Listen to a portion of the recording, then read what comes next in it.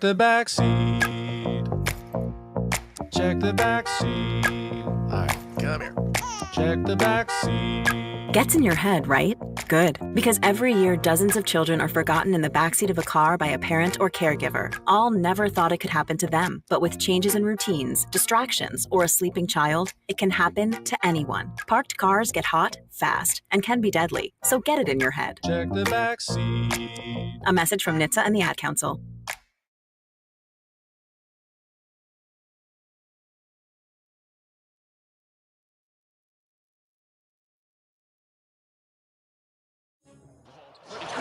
Crossover. Oh, killer crossover. Just crossover. It just crossed him over nastily. Another victim to the crossovers. Cross him up and sit him down.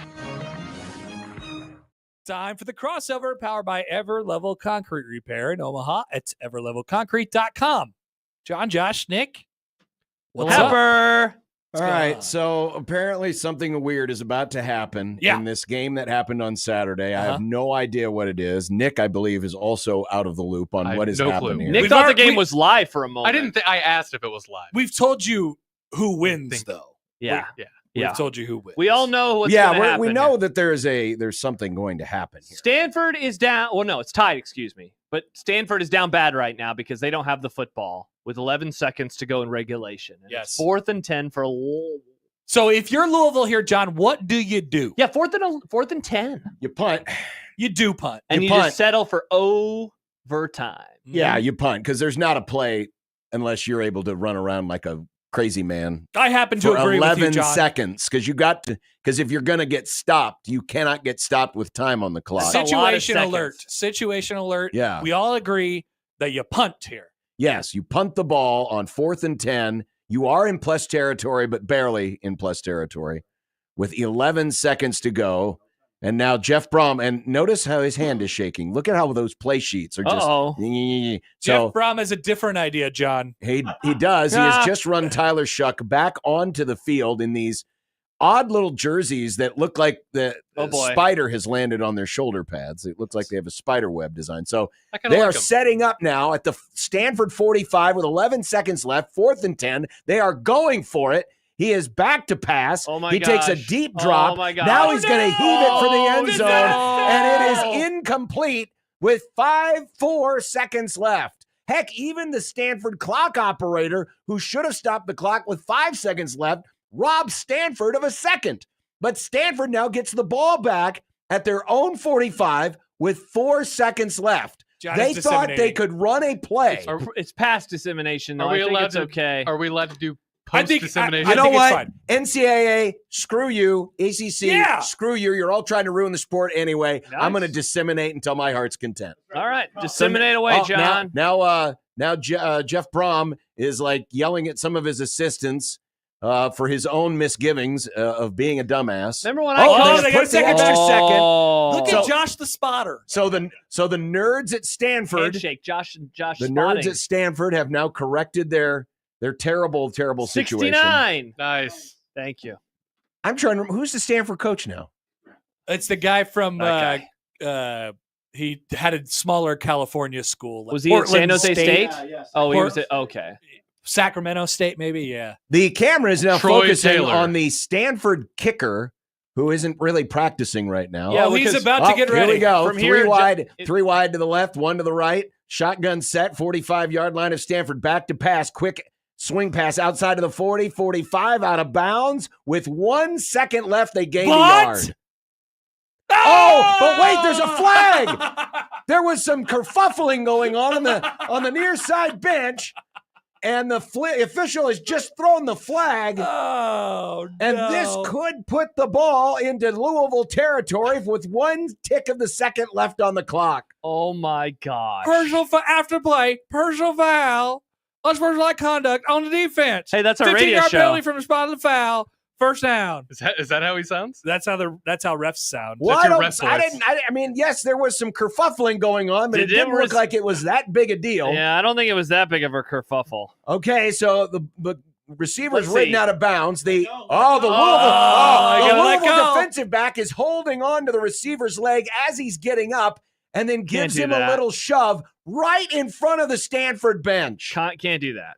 Nebraska. Holloway, who, by the way, ladies and gentlemen, is playing with a hoodie. He is playing with a hoodie. So not only is he a stupid football player, he is pillowy soft. Nice.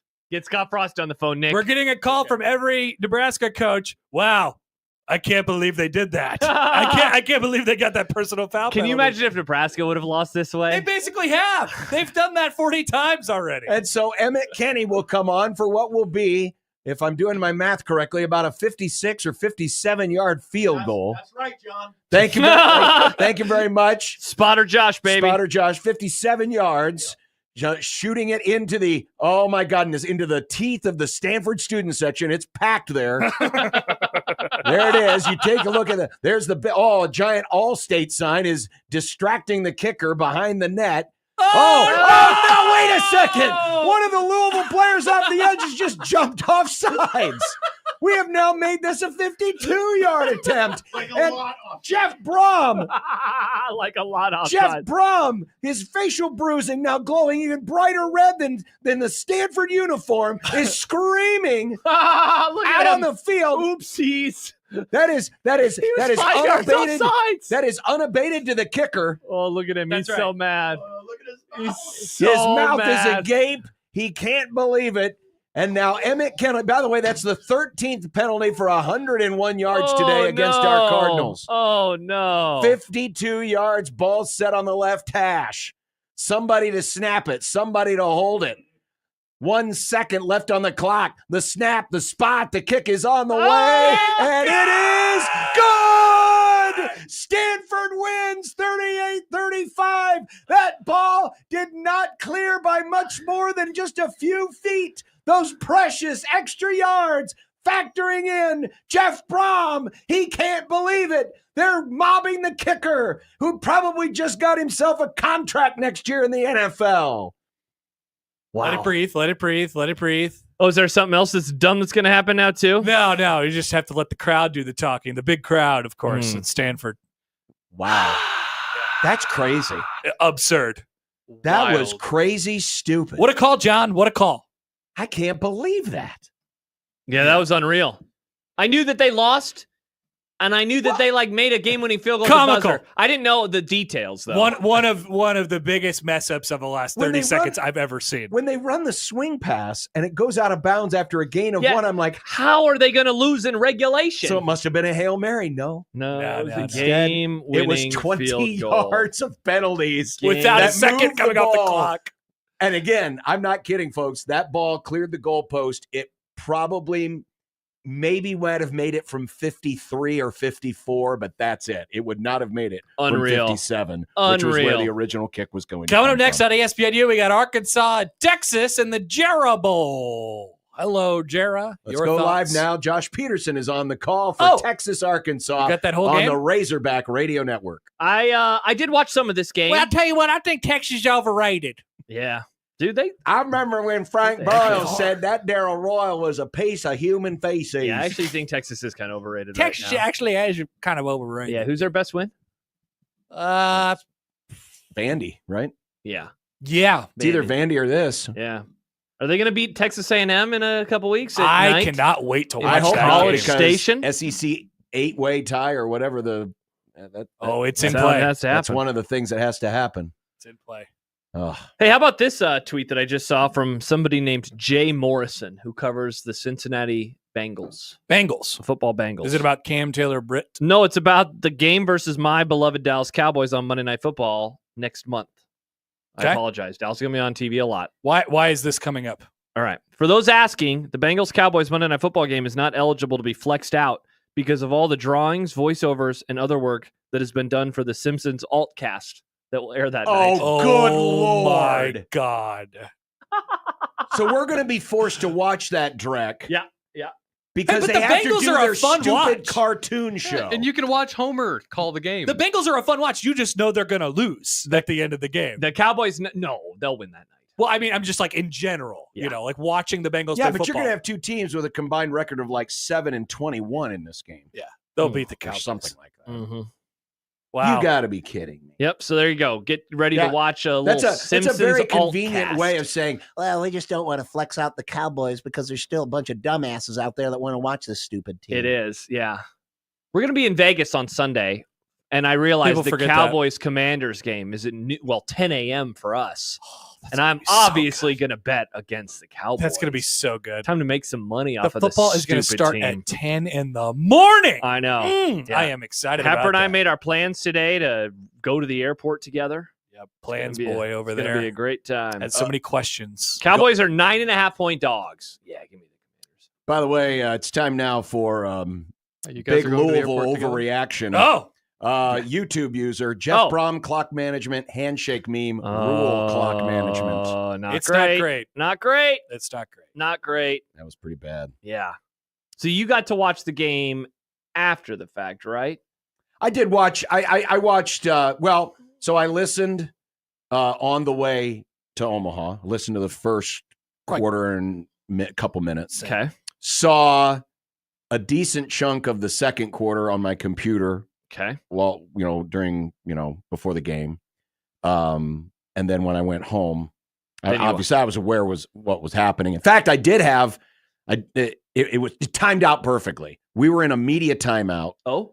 I think it was the under 12 when, first I need to rewind. Okay. So I got my phone and I'm looking down and during the under 16 timeout. In the game or in the first half? This is the first half of the Creighton game. Okay. Under 16 timeout, open up my Score mobile app. Okay. 21-20 USC. Yeah. Score mobile app has the football in Nebraska's hands at the 2-yard line. And They haven't changed possession yet. And I told everybody, I said, it was in the headset, and I had Peter? I had people Joey? next to me. Oh, Peter man. And I said, 2 minutes left. Nebraska's got the ball in the 2-yard line, down by a point. And then Peter came into the headset and said, well, USC just scored. And I'm like, did we give up a 99-yard pick six? And then I realized that the Score app was wrong. Yeah. It had the ball in the wrong team's hands. Classic Score app stuff. That app has never let me down. Why would you use that app? What app is it? It's the Score mobile app. app. The Score mobile I app. already know what that is. It's off-brand ESPN. I tried looking for it before and I couldn't find it. I think John just made this up. I use the Action No, Network what do you app. mean? It is a popular app. A lot of people have. Apparently it sucks ass, though. Why you guys have all these different apps for your I just scores? use ESPN. They What do have you all the use? scores Same. right there. Oh, I use the Action app. Because I used to keep track of my bets on there, too. And so I just kept it. Well, this one's nice because I can quickly flip over from college basketball to NFL. To You can also do that on Anyway. ESPN. You can definitely do that on ESPN. Yeah, but I don't like how it looks on the phone. You can also customize it to show you exactly what you want to see. Anyway, so I thought, It's a good crap. app. I went from Nebraska might win this game to, crap, now they're down 8 points. Then at the next media timeout, the under 12 was when Nebraska had the ball at the 19-yard line. So I was able to pull that up and watch it Watch live the end of the game. on the phone. And Did you rewatch that final drive to see about the clock management and how when I Nebraska got took like a home- minute to move when I like got 3 home, yards? I watched Nebraska the ran stuff. 4 plays for 16 yards in 1 minute and 29 seconds. Yeah, when I got home, I watched the stuff I hadn't seen. Donovan McNabb in the Super Bowl is like, man, you guys could use a little bit more pace there. God. I was out in Lincoln all day on Saturday. Paige was running a 50K, so I was her pit crew. I didn't have a phone charger on me, so I didn't want to watch the game. It's 31.1 miles. Yeah. That is longer than a marathon. I've never run that before, yeah. And so I was keeping up with it a little bit here and there, but I had to conserve my phone battery. Yeah. I saw they got the first score. I'm like, oh, cool. Then we got into the car. Pick six? Then I saw the rest. I'm like, what happened? Yeah, well, normal Nebraska did this stuff. happen? What do you mean what happened? Normal Nebraska stuff happened. Mm-hmm. Yeah. Mm-hmm. What portion of the game were we watching, John, while we were sitting down there? Late second quarter. Yeah. Oh no, we might have been Something no, happened. No. We watched the first drive of the second half when Nebraska got down the field and Ended up kicking a field kicked goal. a field goal. Yeah, classic. Kicking a field goal. I believe Best I drive of also the saw day. the blocked field goal live too. Best drive of the day, field goal. Second best drive. You get the ball at the 17-yard line after a fumble, field goal. Field goal. It's nice to know that no matter who the offensive coordinator is, Nebraska's issues in the red zone are still a thing. It's amazing. Also, I love, Happer, when you bring it up, man, the inability for anyone on Nebraska to break a tackle and just get knocked down by air. They get this great takeaway, and they could have scored on the play. Am I wrong on this? No, you're not. Am I wrong that Mekhi Bear should have scored? No. Because I thought that, and I don't have the guts to say it out loud. Because he made a nice play on the fumble. You just did. On the fumble, yeah. I think he should have scored. I need to see that again. I didn't think that in the moment. You didn't? Because he was kind of stumbling to the ball, so he almost fell on his own. Why though? Stop stumbling. He was trying. He's not very good. No, he was trying to pick it up. Someone needs to bring up this play. We need to see it again. Yeah, somebody tweeted. Bring it up. Someone tweeted. Don't we have the full game on the old? I mean, it's available on the internet. The highlights are. It's on the extended highlights of the YouTube. Yeah. All right. Yeah, I didn't think he necessarily should have scored. It's just the ease at which Nebraska players get tackled.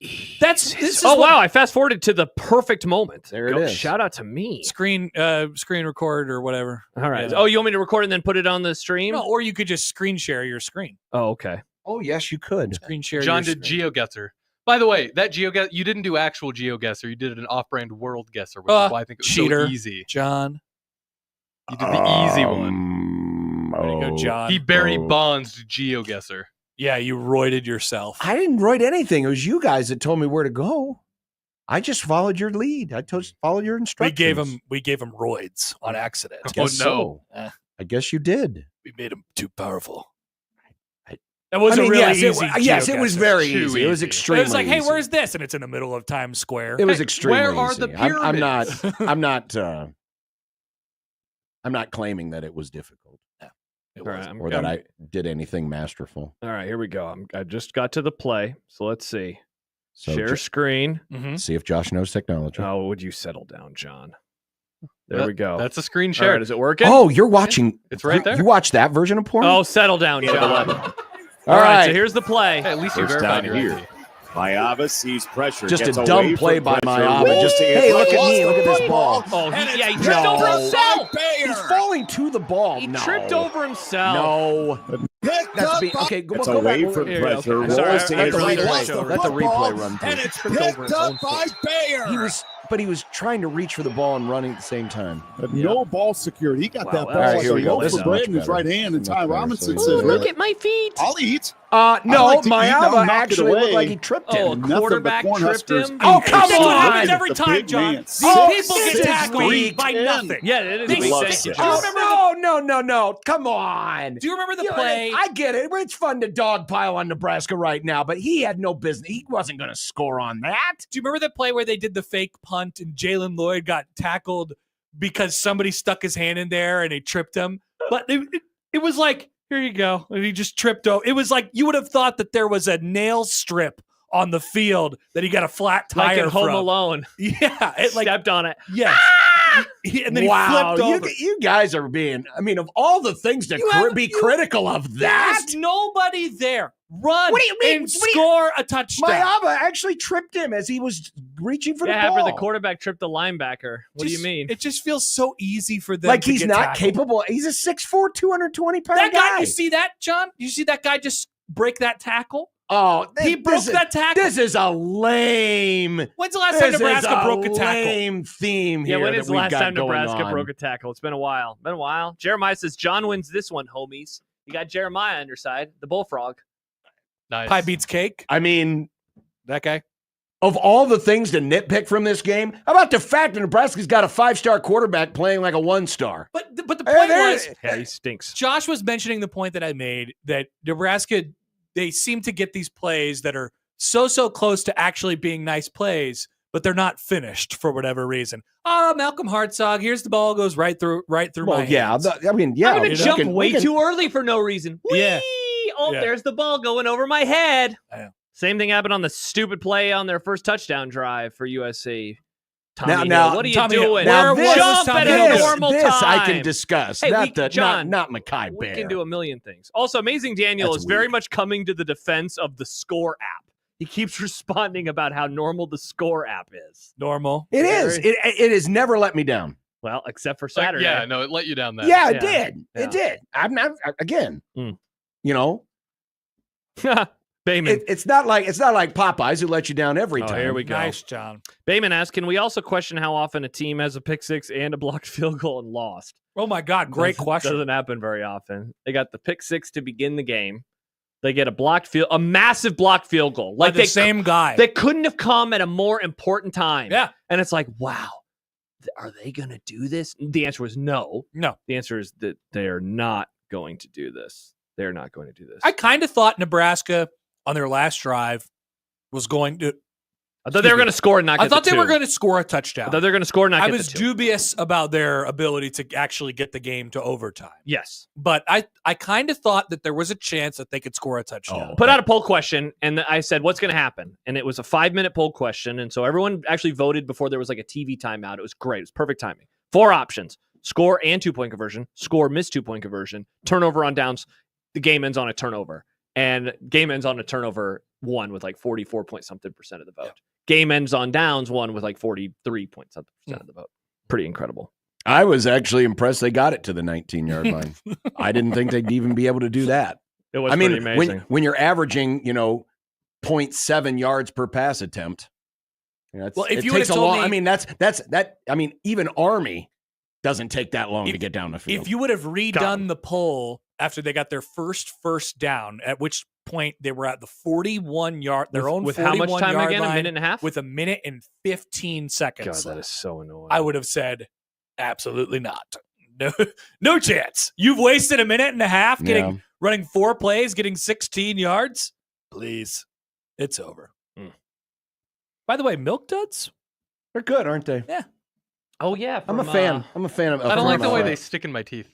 It's kind of like a Tootsie Roll. Yeah. But it actually has flavor that Whoa, doesn't remind Tootsie you. Rolls? Oh, Tootsie Rolls are trash. Whoa, how come? What about Tutti Fruities? Do you They like taste Tutti Fruities? awesome.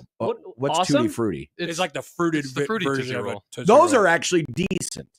But the regular Tootsie Rolls? They taste like chocolate. That's chocolate. No, flavor. that is not chocolate. Yeah, it is. You don't think No. this tastes like a Tootsie Roll? That is chocolate if you took chocolate and you took it to a NyQuil factory and said, please inject this with your flavoring.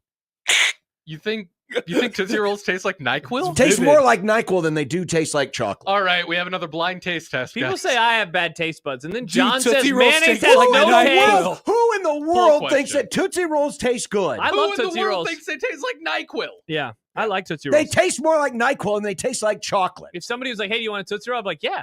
Why would I say no to a free Tootsie Roll? If somebody gave you a Tootsie Roll and they said, what does this taste more like, NyQuil or chocolate? When's the last I didn't time know there was a anybody NyQuil was to like chocolate excited to get a ratio. Tootsie Roll? We used to have No, a boss. because that's comparing it to all the other candy on the Yeah, face yeah. of the earth. You can't do that. We're just saying, in its own right, Yeah. our Tootsie Roll's good. We used to have a No. boss who had a bowl of candy on his desk, and sometimes this boss had Tootsie Rolls in there. I'm like, I'll grab a Tootsie Roll out of your candy desk. It was always the Here, last mm. thing. Taste this bad chocolate. No, I thought it was solid. I like the fat Tootsie Rolls. You used to That- pretend they were a cigar when you were a kid. I mean, Oh, yeah, I've Nice. seen those. You have the pop, the once you stop, or no? That's the I don't Pringles. prefer them to Thanks, any my other Taco Pop. candy, Yeah. but if Yeah. if somebody's like, if you don't eat this Tootsie Roll, I'm gonna kill you. I'd be like, all right, I'll eat this Yeah, Tootsie Roll. right. John would get Yeah. murdered over a Tootsie Roll. I don't think a Tootsie Roll is anybody's favorite, but it's not. Brian writes, It's ass. John Don't has either turn it never had a down. Tootsie No, Roll it's or ass. NyQuil. it's ass. When's the last time you had a Tootsie Roll? Maybe that's what's going on. It's Maybe ass. were I've they had it. assy as I'm a kid? 53 years old. I've had enough Tootsie Rolls So, in my life. you know, around when John was a kid, there was that scare about people putting razor blades in candy. That wasn't when John was a kid. That was like, yeah, it was.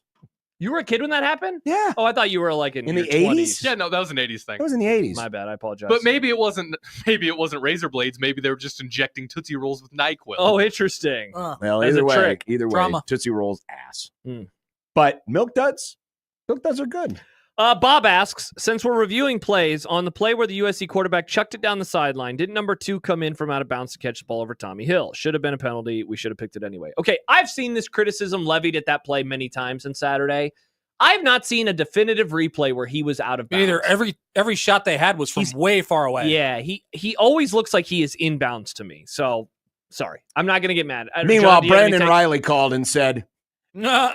I'll show you how to go out of bounds and come back He in and got catch a ball. pushed Brandon Riley was out like, of oh, yeah, he bounds. was Yeah, right. he got Johnny got pushed He out got of bounds. pushed. John's trying Yes. to take away one of the great Nebraska wins of the last decade. Hey, I'm just saying. I will allow it to exist. It does exist. Yeah, you It want it to be does like exist. a Tootsie Roll, launch into the sun. It exists illegally. Was that win the Tootsie Roll of Nebraska wins in the last decade? You know what? You might say that maybe Saturday's no call on the pass interference was the karma for No, that's for not the true, Brandon John. Riley touchdown. That's not true. Yikes, John. Wow, that was bad. That was rough. The crazy thing is about it, and it was a horrible non-call. They didn't need to do it. I know. I mean, there's no He threw way. it directly There's into no double way coverage. Jamal Banks is catching a ball in between two defenders. Mr. Banks. Yep. He threw it directly into two people, and there was only I mean, the one odds of those him guys. catching it, even if he was by himself, weren't that great to begin with. Oh, John. Banks had what, 5 catches? 5 catches for 50-something yards. He was catching them, John. Yeah, he caught him. What's that? I'm clapping That's with a finger. with my index fingers. Small clap. Wow. He was catching them. Yeah. He was catching them, though, unlike Aguilar. Nice. It's that old YouTube video. Yeah, good reference. I love that one. I know that reference. They were like throwing, there was this apartment complex that had caught on fire, John. The local news had showed up In Philly. in Philly. Yeah. And they talked to one of the survivors, and he claimed that there was people that were throwing dogs and cats out the window, and he said, well, there was somebody at the bottom. They were catching them, though, unlike Aguilar. Pretty good. Good one. Classic Philly guy. Aaron on That is YouTube. good. I have a dumb debate or convo topic for you guys. Convo alert. Topic alert Topic alert. is Topic almost back. Get that ready, folks. We'll be in Vegas next week. What is the worst fandom duo between college and pro you could have right now? I'm a Husker and Bears fan, and I find that hard to top on the miseries. Probably that. That's hard, man. That's hard. Bears fans, definite hell. Yeah. Yeah. You could be a Huskers and Raiders fan. Are the Raiders worse than the Bears right now? Yeah. Worse, yes, but like in terms of like believing you're going to win, they've now lost on a blocked field goal and a Hail Mary That's fair. in the last month. Yeah. What else did they have in there? And they were trending like Nebraska in a very positive direction the first few games Dude, of the they were season, and You now believed. Well, again, if they win the Hail Mary game, they would have moved to 5-2, and now they're 4-5. Is that where they are? That's now? right. So yeah. Oh my gosh. Yeah. No, I think the Huskers and the Bears are very, very, very close together right now. It's Yes. big pain. Be a bummer. Both have first year quarterbacks who had high expectations Well, then to fire their offensive coordinator. and fired their offensive coordinator, only to find that their quarterback still isn't playing very both well. brought back a head coach that the fan bases are very much out or trending out on. Oh, I mean, Eberflus is in much worse shape than I would Definitely. agree. Matt Rule. I would agree. Much worse shape. I would agree. Definitely. Indeed, he is. Yeah, he's going to get fired. Yeah. Rule's not going to get fired. People forget about their very good teams of decades begone. Yeah, that's yes. true. Though the Bears just had one really good team. Yeah. I guess in the pre-Super Bowl era, they had championship teams.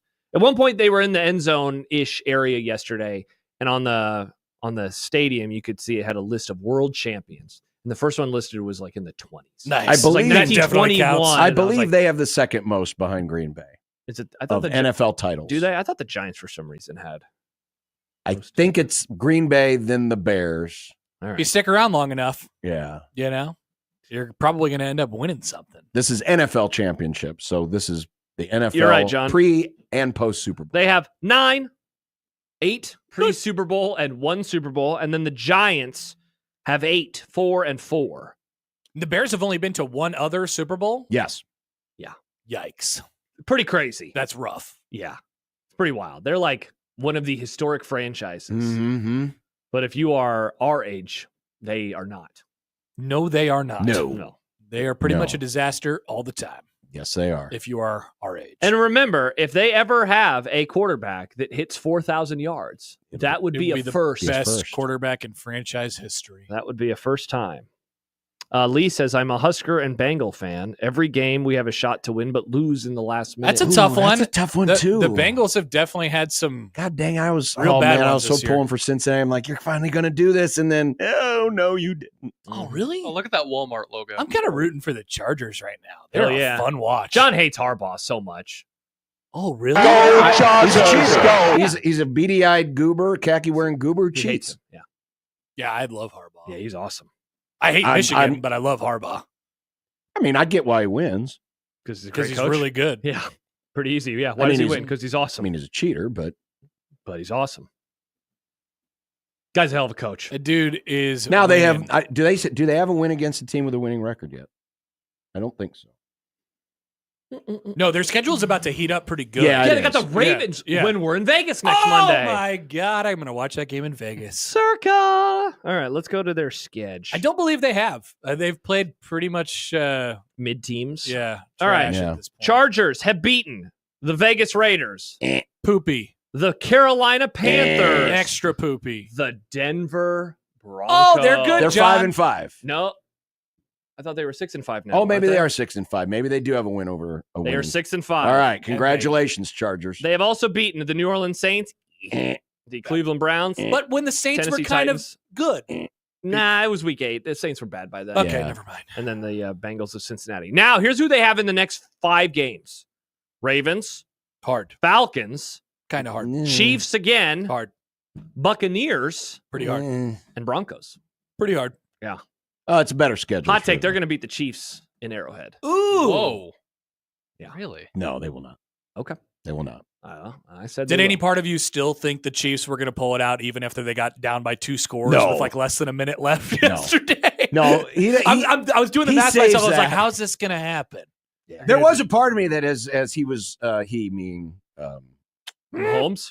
No, Allen was running to the end zone thinking you should go down. You should go down. And that way they could run out the clock, You got to score. kick the field goal. But yeah, if this would have been the postseason, yes, Mahomes would have found a way to pull it off. Not But this year. Not at Buffalo in the regular season. Are you disrespecting? Oh, I've been disrespecting the Chiefs for months. Oh, wow. Yeah, where have you been? I don't know. We haven't talked much about NFL Thoughts on the Chiefs? this year. Maybe we should do a podcast or something like that. Another podcast? This version of the Chiefs is like one of my favorites. Oh, really? They win games in inexplicable ways. Yes. For yesterday. But like that is a check mark that you need to have when you get to the postseason. Mm-hmm. I love. I think. Or are they last year's Eagles? No. You think it's all going to crumble on itself? They're not going to lose You like think 5 they out have of a wobbly 6. infrastructure? No, because they don't have Sleepy Boy as their head coach. That's exactly right. President They don't. B? That's first place sleepy boy to you. Oh yeah, I know they're good. It's annoying, really. It's not great, but no, they will be one and done in the playoffs. Wow. I think they're going to win the Super Bowl. Really? Still? Yeah. Oh, yeah. Like even harder. They're going to win the Super Bowl even harder now. Repeats are so hard. We're kind of running out of time, but I'm almost willing to extend Josh a lifeline. You want out? Because there is an opportunity here. If Nebraska doesn't win these next 2 weeks. Oh, no. That the MAGA tomato is coming. Do not give him an exit ramp on this. Okay, fine. What are you offering? Well, I was going to double down, and we were going to have to figure out, all right, what's an even worse thing tomatoes? If he has to do the MAGA tomato and the Chiefs don't lose their first playoff game. What's something even more horrific? That is an interesting thought. Yeah, I'm not willing to go that hard in the paint. Because, they could end up playing like the Dolphins. I mean, this is your chance of getting out of the MAGA tomato. Nah. This is like hedging your bet right now. Josh really wants the Magamato. He seems resigned to it. What are they going to do? Win one of these last 2 games? You don't seem... They have to, or else it's the MAGA tomato. You don't seem that disappointed that you have to eat a MAGA tomato. No, it's not great. I'm not excited. I'm also very disappointed in Nebraska. Where are we going to get the MAGA hat? Well, I'm sure it'll be easy to find now. I don't know. I mean, they should have been easy to find for a long time, but I have never I seen believe one we did have available for purchase. somebody when the initial bet was first made say, I've got a hat. Where's the tomato Josh. coming from then? Grocery store. Somebody's garden. So I brought this up to Jack a couple weeks, and I know we're up against already, so I don't want to spend too much time. But I brought this up to Jack recently, because he's been saying like, it's always darkest before the dawn. They're going to turn it around when you least expect them to, right? That's a quote from The Dark Knight. He hasn't said that exactly. I'm paraphrasing. If that's the case, Nebraska's been stuck in a dark closet for 20 years. But I brought this team up. I compared this year's Nebraska team to the 2005 Nebraska team, who went into the Kansas State game, losers of 3 in a row. They just lost to Kansas by the score 40-15. They're like 4-5. They were 5-4, and Harrison Beck came in and they won the game, and then they beat Colorado, and the order was restored. Where's Harrison Beck? Could this game? His name is Heinrich Harburg or Daniel Kalen, I guess. Yeah, if it's going to be, because remember, they burned the red shirt. But you can't burn a red shirt for one game. Yeah, I know, because we have stupid rules these days. But if it was ever going to happen, Saturday would be the time. That said, no way. They're going to lose by 2 points on a walk-off reverse field goal. The field goal will get blocked. Nebraska will kick a field goal to get blocked and returned, and then they'll lose to us. There you go. That's more like it. Yeah. We still haven't crossed off the list. Blocked PAT returned for a defensive conversion. For 2 points? Yeah. No. Yeah. But Rams by the almost way, had one yesterday. Yeah, Secret what's list. the update? I mean, we Nebraska must have made like 7 or 8 field goals. Oh, no, since they're we up to did this. 5 now. You can cross off mine, and you can cross off Schaefer, because they made 2 on Saturday, right? Yes. Made 2. So we are now at John's number of 5. The eraser's gone. Yeah. Nope. It's right here. That was a point for no. Don't cross it. No, cross it off. You don't have to erase it. Just get a pen and cross it. Yeah, we want to see our shame. So they have now made Is it 5 really- field is it really goals that shameful? since September the 30th. Mhm. So John I'm picked- on it. picked You could exactly probably cross 5. off John's secret list too. Nick Grimm. Yeah. You can. Yeah, we can do an extra that. Yeah. Yeah, we got to get to December for any of the secret list items. Yeah. Mhm. It's coming fast. Yeah, it December is. Be hot and heavy. Dude, it'll be December in 2 weeks. Oh my God. That's true. Have you put in your vacation yet for Christmas time? Not yet. Put it in. Probably should. I put mine in. Can't wait. That's going to be a great week.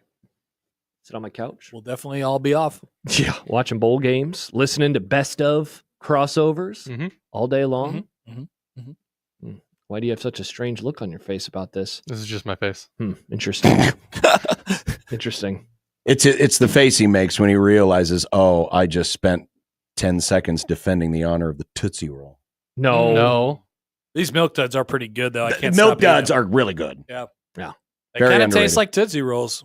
Sugar daddies aren't bad either. What's a sugar daddy? It's basically a smaller milk dud. I like that they come in a carton, too. That's I old do. school. It is old Yeah, school. shout out to listener Pat. It Pat. is easier to get a mouthful if something's in a carton. I had Reese's Pieces. I was just Is that- Question. that's Is the it same easier to size get as a a, mouthful in something that's in a carton? That's the same size as the milk cartons we used to get at school. They remember? are. With That milk. looks a little small. Maybe. I think but it's the same size. It's close. Milk carton school milk cartons are tiny. But do you really want a mouthful of milk duds? I can only handle one at a time. No, not milk duds. But when I had Well, Reese's Pieces, I got a mouthful of Reese's Pieces. That was great. I mean, you're supposed to enjoy them, not, stuff them in your No, face I'm like chewing inhaling. tobacco. But when I have Inhaling. the little bags of Skittles, the whole thing straight down. Just I don't eat one Skittle at a time. That Oh, I like to enjoy each flavor. Skittles are all the same flavor. No, they're not. No, I think this was a thing that they figured out that all Skittles were the same flavor. It's just the color that's different. No, they're not. They definitely they taste literally different. just brought back the lime ones to replace the green apple. Nick, the answer is no. Okay. From They definitely Sweetie taste Treaty You might be Code thinking Trust me, M&Ms. as a longtime Skittles aficionado, they are different. love Skittles. That's fine. The best ones are Something the wild recently came berry. out. What color is that? I always That's love the, when that's Nick- the one the in the bag. purple. The The purple No, I purple was bag. wrong, and that's fine. I thought it was Skittles, but it's something else. I just that like it thought- when you speak so confidently about something. Fruit Loops. Yeah, like Fruit when you Loops, said thank that you. Tootsie Rolls taste good. No, that Nick was right about that. it was Fruit Loops. Thank you. Fruit Loops are gross. Alex says you're thinking of Smarties, Nick. I'm not. Shane Or says M&Ms. M&Ms. Yeah, I would say M&M. M&Ms Well, are all chocolate. Yeah. That would be Same horrible. flavor though. Yes, but that didn't have to be disproven. Yeah, they're different colors. Did you know we didn't have red M&Ms growing up? I didn't. Really? Wow.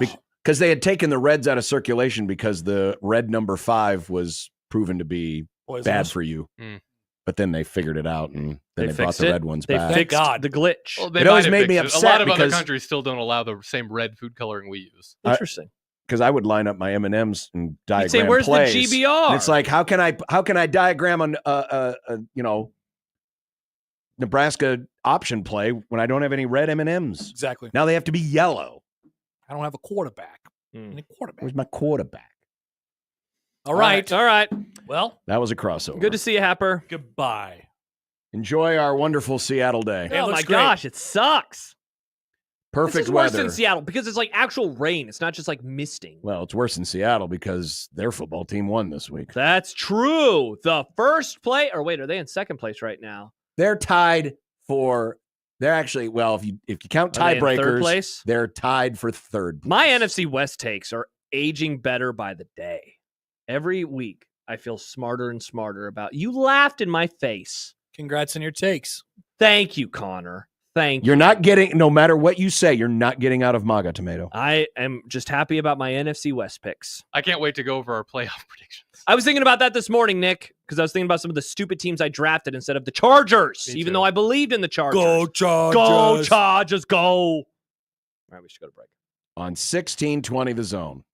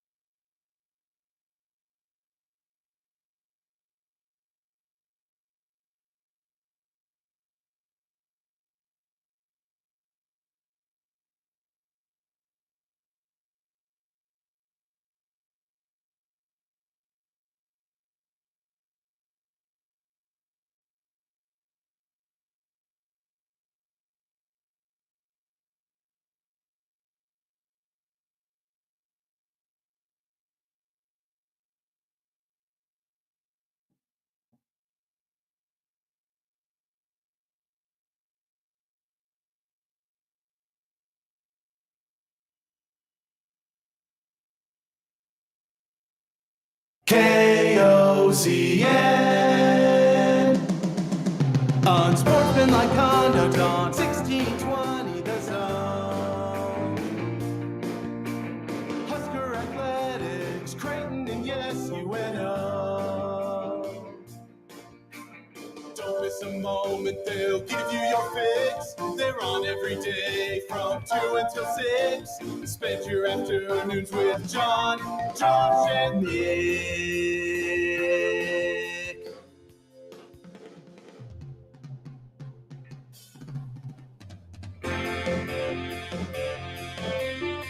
John, Josh, and Nick.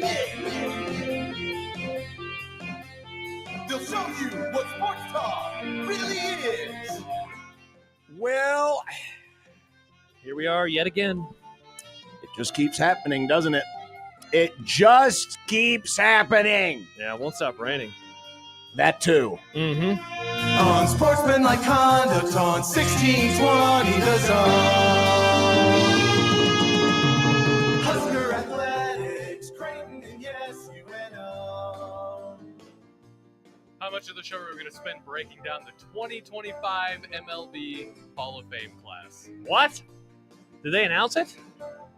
If they did, I am not They aware. announced who's in?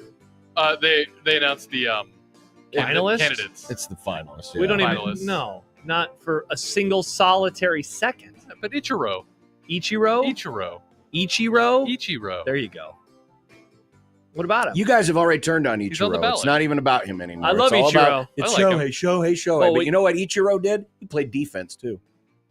Yeah, because so Yeah. has Shohei Shohei's going to do it When did again he next play? season. When's the last time he played defense? last year. He didn't. He was a DH. No, last year, as in 2023, John. That might as well be ancient history. Same with Ichiro. If you're going to say Well, that, then you can't say that about Ichiro. Well, he's been retired for 5 years. Thus, he's eligible for the Hall of Fame. That's crazy. He's only been retired for 5 years. I would have guessed if you would have asked me, hey, when do you think Ichiro retired? I would have said, 2016. Now, Would not have guessed it's only been 5 years. well, Well, first ballot. just for the record, this one's not my fault. It's not me stalling for time, but apparently It's Canva time, John. It's time to stop doing it the way you've been doing it and hand off we should give Nick the baton give me the Grum down? The Grum down baton. I'm not married to it. If you want it, go for Sure it. seems like you are. Every time we criticize your graphics, you're like, I'm very- not married to it. okay, Nick, you're the Grum down aficionado Oh, now. thank you for giving this to me. I thought you see, wanted it. See? Literally last week, you were like, I could do it, John. I could get him set up with Canva. No, that's not what you said. Unreal. Nick volunteered. I thought he wanted to do it. Everyone's passing. I'll the do buck. it. I do the Grum down. I'm happy to. Then knock yourself out. Wow. This is amazing. Nick was literally like, I'll do it, John. I'll do it, John. And then John gives it to Nick, and Nick doesn't want it anymore. Well, I never here, know what I never know Here what we're is gonna the talk Grum about. down. You know what? This is like radio. This is like real radio. It's like old school radio. where it's like there's no more graphics. It's just about radio. 5 and 5. Brought to you by the rooferys at John Higgins Weatherguard, by the way. We're 2 losses from the MAGA tomato. Can you believe they keep losing all these games in the same way in which they always lose these games? I shouldn't be. Yeah. So I'm going to say no. I am not surprised. Is Dylan broken? Oh, Tremendous question. Dylan machine broke. What did the Holgerson effect have on Saturday? Okay. You said that kind of like Yoda. I did. Well, the words were a little spun around in What there. did the Holgerson effect have? Yeah, What see, did the I would have Holgerson said, effect what have? effect did Holgerson have? I think would be the proper way to ask that question, right? You want to do the Grum down? I just volunteered for it because apparently Nick doesn't want to do it anymore. Jack Mitchell will join us. It's the He's- groin kick century. Oh, it just rolls That's what on, we're gonna. baby. That's what we're gonna call it now. You know, because NET needs to do another chapter in the Husker Century series. This is the groin This kick? is the groin kick century. Yeah. We said that it began, I decided earlier with Jack, it began when they played BYU 9 years ago. Thus begins the groin kick era for Nebraska football. Because Wow. it comes off the Bo era where they won 1,000,000 games by one score. They had that They great did. stretch in 12 and 13. They And, did. and they even, the last Bo win, John, last Bo win, Also the last time they scored in overtime. People forget. Put this on topic alert for next week. For next summer. Oh, summer topic for summer alert. topic. When did the groin kick era start? Because I think I just told you, BYU 2015. I don't know if I agree with that. Okay. Ooh. All right. Well, I guess we'll argue about it next That's summer. what I'm saying. Put it on the list. Sounds good to me. Mitch Sherman of The Athletic will be along. Awesome. Is Rule trending? And not in a good way? No. Steelers and Bills chalk up big dubs. And it is J-Sco week. Yes. It's so weird that it's this week.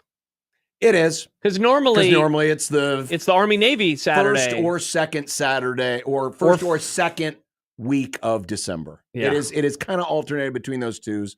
Sometimes it's been the same week as the conference championship. Sometimes it's been the following week. Yeah. But yeah, we're about 2 weeks ahead of schedule. But yeah, it's very strange. There's not only the game will be played and there will still be 2 football games left. That's never happened. I don't recall one ever this early. Yeah. And now they keep switching the days. I remember for a while it was a Wednesday or a Tuesday thing, and then it was always Saturday or Sunday. And Who's now switching days? This game. It feels like it's been bouncing around all over the place. Well, and it's never had a set day. Yeah, I guess, yeah. It's never had really a set day. I mean, there's been some Saturdays. This is the first time. Well, I think the COVID year they played on a Friday. I do remember the COVID game. I do remember that. But this will be the first time with fans. It will be played on a Friday in a very long time that I can remember. So either way. 402-951-1620. Hey, the Grum down. There it is. Oh, it finally made it. Brought to you by the Rooferees at Shawnigan's Weather Guard. Nice. Well, enjoy it because Josh is now taking over, so it's going to look different now. I mean, I have the exact same thing as you do, so. I thought you were going to improve it with your can. I mean, I definitely can. I could make it nice and fancy. It's yours now. It worked. You do with whatever you please. Okay. Sounds good. I don't care. It's fine. Okay, I believe you. I'm good. I definitely believe you. That's one less thing. I definitely believe you. Now I'm still going to build other things like this. Oh, no, don't show us that. No, it'll be coming up later. Okay. Little sneak peek. Little sneak peek. Gonna be oh, sad. what else? Oh, there's that. Ah! Oh, yeah, that wasn't good. It's going to be bad.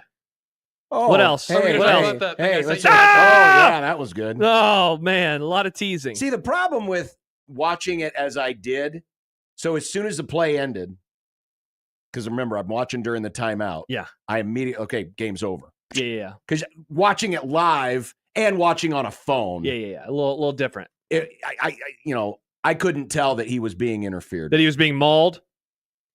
And it wasn't until afterwards where I saw the pictures and the jersey being I was the same way. I was going, oh, boy, that looks good. Game ended. I turned it off. I turned on other football games because I was like, what am I going to do? Watch a celebration? It's a celebration. It's a celebration. Yeah, I don't care about the celebration. I turned it celebration. And then I saw these tweets and comments, including one from our next guest about Brock Hewitt and how he was defending the referees in that call. So I missed all that. But then I did see the screenshot making its way around the internet after that. Not great. Yeah, not great. It wasn't, but it is. It's our groin kick. It's our groin kick century. Yep. And we do have some other things to get to as well. Rule did speak today. Yeah, he talked about curses. He did. He did address that, and like the words we can't say on the radio. Yeah, those curses. He said the F word a lot. I'm sure he did. I would have said the F We're word. not snake bit. We're not unlucky. There's no curse. The exact quote from Matt Rule. And by the way, as we go to break, congratulations to all of you who had under tickets. Oh, yeah. You have now cashed in for the 8th year in a row. Wow. Someone did the odds for me, Dave. I want to thank Dave on Twitter for Hello, this. Dave. He said, I obviously don't know the odds of the under each year, but let's say they balance to minus 110. That's a fair. Sure. Why not? Yeah. It's a fair representation because that's what they try to do in Vegas is set a balance. Oh, so this is an 8-leg parlay at minus 110. Oh, no, that's a $10 parlay that would pay you $1,754. Not bad for $10. So the odds of that happening is 175 to 1. Wow. This program defies math. Bet with the house. I keep saying it. Bet with the house. This is what you're going to get. Wait, is that right? What? 10 turns in. Yeah, it would be right. Never mind. Yeah, 10 10 turning into 1754 is 175 to 1. It's a lot. It is. Yeah, indeed it is. It's a lot. Indeed it was. Bad. Bad. But just think, in a couple of weeks, it'll be all be over. There you go. You get the playoff games to look forward to. You got NFL games on Sundays. It'll be great. Yeah, there's a light at the end of the tunnel. Basketball for you weirdos out there who like basketball. We already have it. We do already have it. The NBA will be almost to Christmas, which people love. I just want to College thank. baseball's I just just around the want to corner. thank Oregon Wisconsin for giving me something to listen to on the way home. Hey, there you go. That was a fun game. I thought Oregon was going to blow them out, and they didn't. Nope, it was just a close in game. time. Wisconsin just getting themselves back together again, Nice. just in time for this week. Nice. Not that it matters. They could have lost 53-0 to Wisconsin. Same thing's going to happen on It Saturday. will not matter. Whatever is going to happen on Saturday has already been fated. We just don't know how it's going to play out yet. It's going to be dumb. It's going to be stupid. It's the game of destiny. But Nebraska will lose.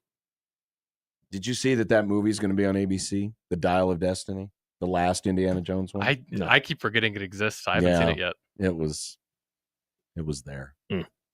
Kind of like Nebraska football. It's there. Kind of like our next guest. He's there. On 1620 The Zone.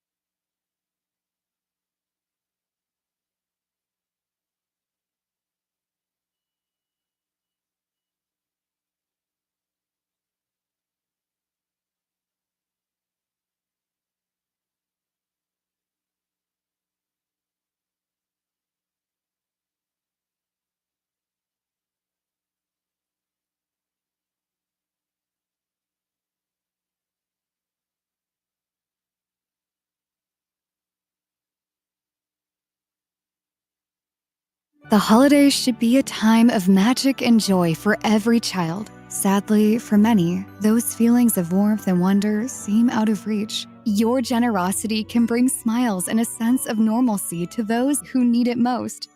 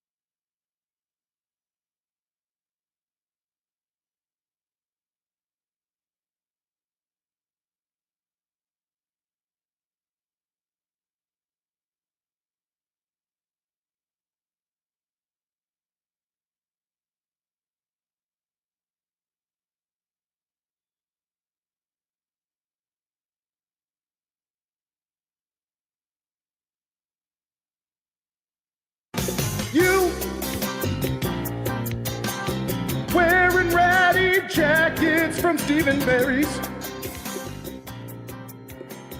Praying one day Big Red will win the NIT. Ham is the water of meats. Ham the water of meats. Ham is the water Want to congratulate our final four-quarter pick'em winner. And how appropriate is this?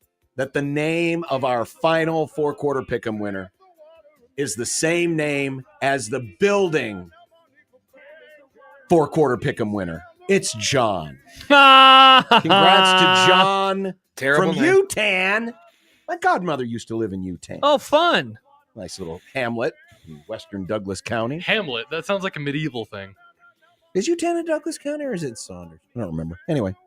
Weird name. What, Utan? Well, all of it.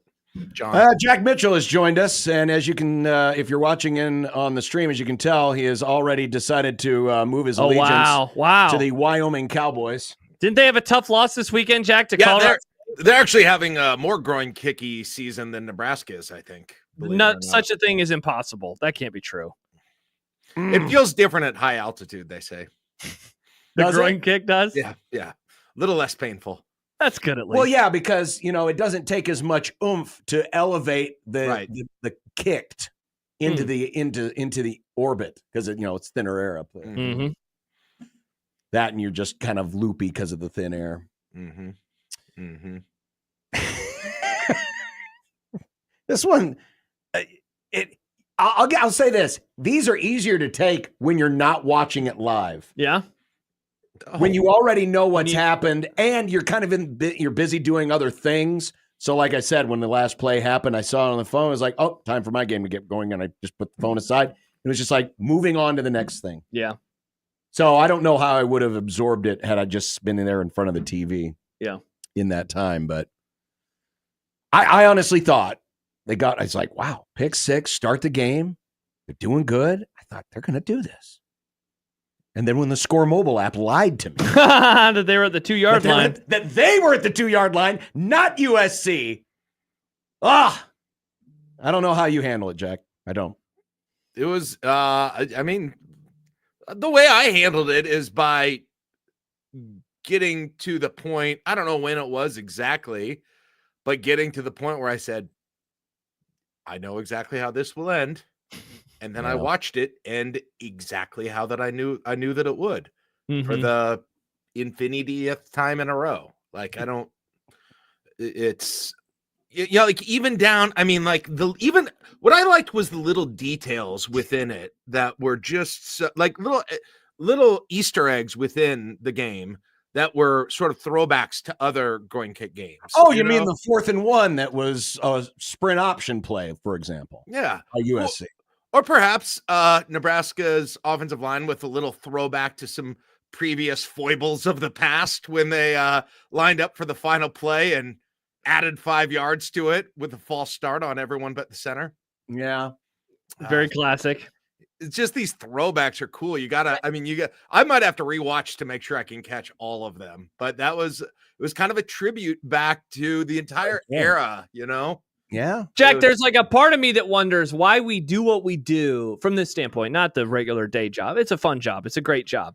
But why we spend all this time on Friday dreaming up these scenarios where here are the keys and here is what needs to happen. No, I'll tell you what's going to happen. Nebraska will play Wisconsin. Something stupid will happen by Nebraska, and Wisconsin will get a game-winning point of some capacity on offense, defense, or special teams in the fourth quarter. Nebraska's offense will probably get one more opportunity, and then they will fail. That's what's going to happen on Saturday. Enjoy it, everybody. Why do we believe in anything? Nope, that's all you need. Take the rest of the week off. There you go. All right. See you later, everybody. Talk Nebraska Creighton basketball starting now, whole way. I was trying to think of what would be new, what would be fun, what would be exciting in a way that we have not seen the groin kick happen. And the only thing that I can think of is Nebraska lines up. The game is tied for a game-winning field goal, and it's blocked and actually returned the other way in regulation. And Wisconsin were to win in regulation on a blocked field goal touchdown return. That's true. Put that on the bingo card for Saturday afternoon. Right. That's not really the genre that we've been playing in mostly, but no, it can expand. That would be upper crust. That would be 2021 well, Iowa Let tier. me throw you another scenario. Okay. This goes back to what I mentioned earlier. So Nebraska gets a touch. So I got to do the math here correctly. But basically, they score the touchdown. Okay. Nebraska does. Nebraska scores a touchdown. Let's say they're down 25-20. So they go up by 1. So they go up by 1 with 5 seconds left. Oh, the game's over. Dylan finally completes a pass that's more than 4 yards down the field. To score the touchdown, go up 25-20. And for some reason, because modern wisdom would tell you go for 2 because you want to go up 7. by 3, yeah. But Rule, in another fit of poor game management, says, nope, just send John Hole out there. We've got this game won. Just kick the PAT. PAT gets blocked, returned for a defensive 2-point conversion. Amazing. Nebraska falls behind 27-26. That would be the coup de grace. That's the one. I don't know if it'd be better or worse if we had some new things thrown in, because it wasn't good when we had all the throwbacks to previous groin kicks of, the ref not calling an obvious pass interference. I caught notes in that one of 2016 Wisconsin. I could smell it was a little. I could smell a little 2021 Wisconsin in that one. That was something that I thought was really kind of a, something that you could pick up. I can taste a little. This feels a little like a 82 Penn State. It's very well aged. I'm trying to think if there were other kind of scents and feels that I picked up throughout the last few minutes, where it's like, oh yeah, you can kind of, it brings you. It almost gets comforting somewhat, because you start to feel, I know what's happening. I remember this, right? A nice little bit of familiarity. So maybe it's best when it's familiar and not what. Not new. Yeah, because let's face it, Nebraska, it's not like these are showing up on SportsCenter. No, the scenario I painted out is definitely showing up on SportsCenter. It's showing up on Bad Beats. It's showing up on all the NFL pregame shows. It's showing up everywhere as this. Hey, did you see this wacky finish? Right. Yeah, have you seen this? Have you heard about this? Yeah, I don't know if you want that. Yeah, the weird timeout use and sort of indecision in a major moment gave me some more recent 2023 echoes. Late 2023 Maryland. Oh no, that's still the Matt Rule era. A little Maryland, Wisconsin. Yeah, I get that. It's a little bit. There was a little bit of that. I remember these notes from August of 2022. Oh, and guess who was also on the call for that game for the bad onside kick? Jason Benetti. Jason was back. Yeah. I thought you were going to say Illinois 2015. Oh, look, bad game management. Now that was of an entirely different variety when Tommy Armstrong threw the ball for no reason. But yikes. Jack, I told John about my 2005 Nebraska comparison.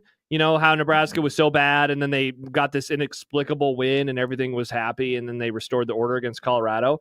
John's score that he just gave, where Nebraska goes up 26-25, if they would have kicked the extra point and made it in John's pretend scenario, they beat Kansas State 27-25 back in 2005. So I think I'm going to pick 27-25 Wisconsin on Friday. I think that's what's going to happen. Or maybe Nebraska. You're reversing it? Oh, you're reversing it though. Just because. No. Yeah. Well, I mean, if we're throwing out Easter eggs, you can't really do this anymore. But what they should do is they should have a chance to win 2027 and then bring Danny Kalen in and burn his red shirt right at the end, which you can't do anymore. Exactly, it's hard. In a nod to the Harrison Beck situation, that would be great if they could do that. Figure out a way to get Danny. Plus, it'd make some people happy. I think people really want to see Kalen play. There's a lot. The Kalen hive is growing. John, have you seen this? Have you heard about this? No, but I'm not surprised. They want to see him play. I'm not surprised. Bring in Danny. Well, sadly, I mean, it's not like Dylan's given him any reason not to think that maybe something should change. Because and again, it's not that he was horrible, but there's nothing special there, right? Yeah. There's nothing. There's not a game-changing play in there anywhere anymore. Let me ask you a question. I asked Mike Schaefer on my show today. I want to see what you guys think about this. Is Raiola at the point where he is not an above replacement level quarterback for this team?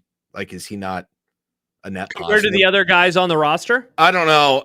Well, usually when you say above replacement, I guess it's kind of the average quarterback in the league or in college football. But I guess you could.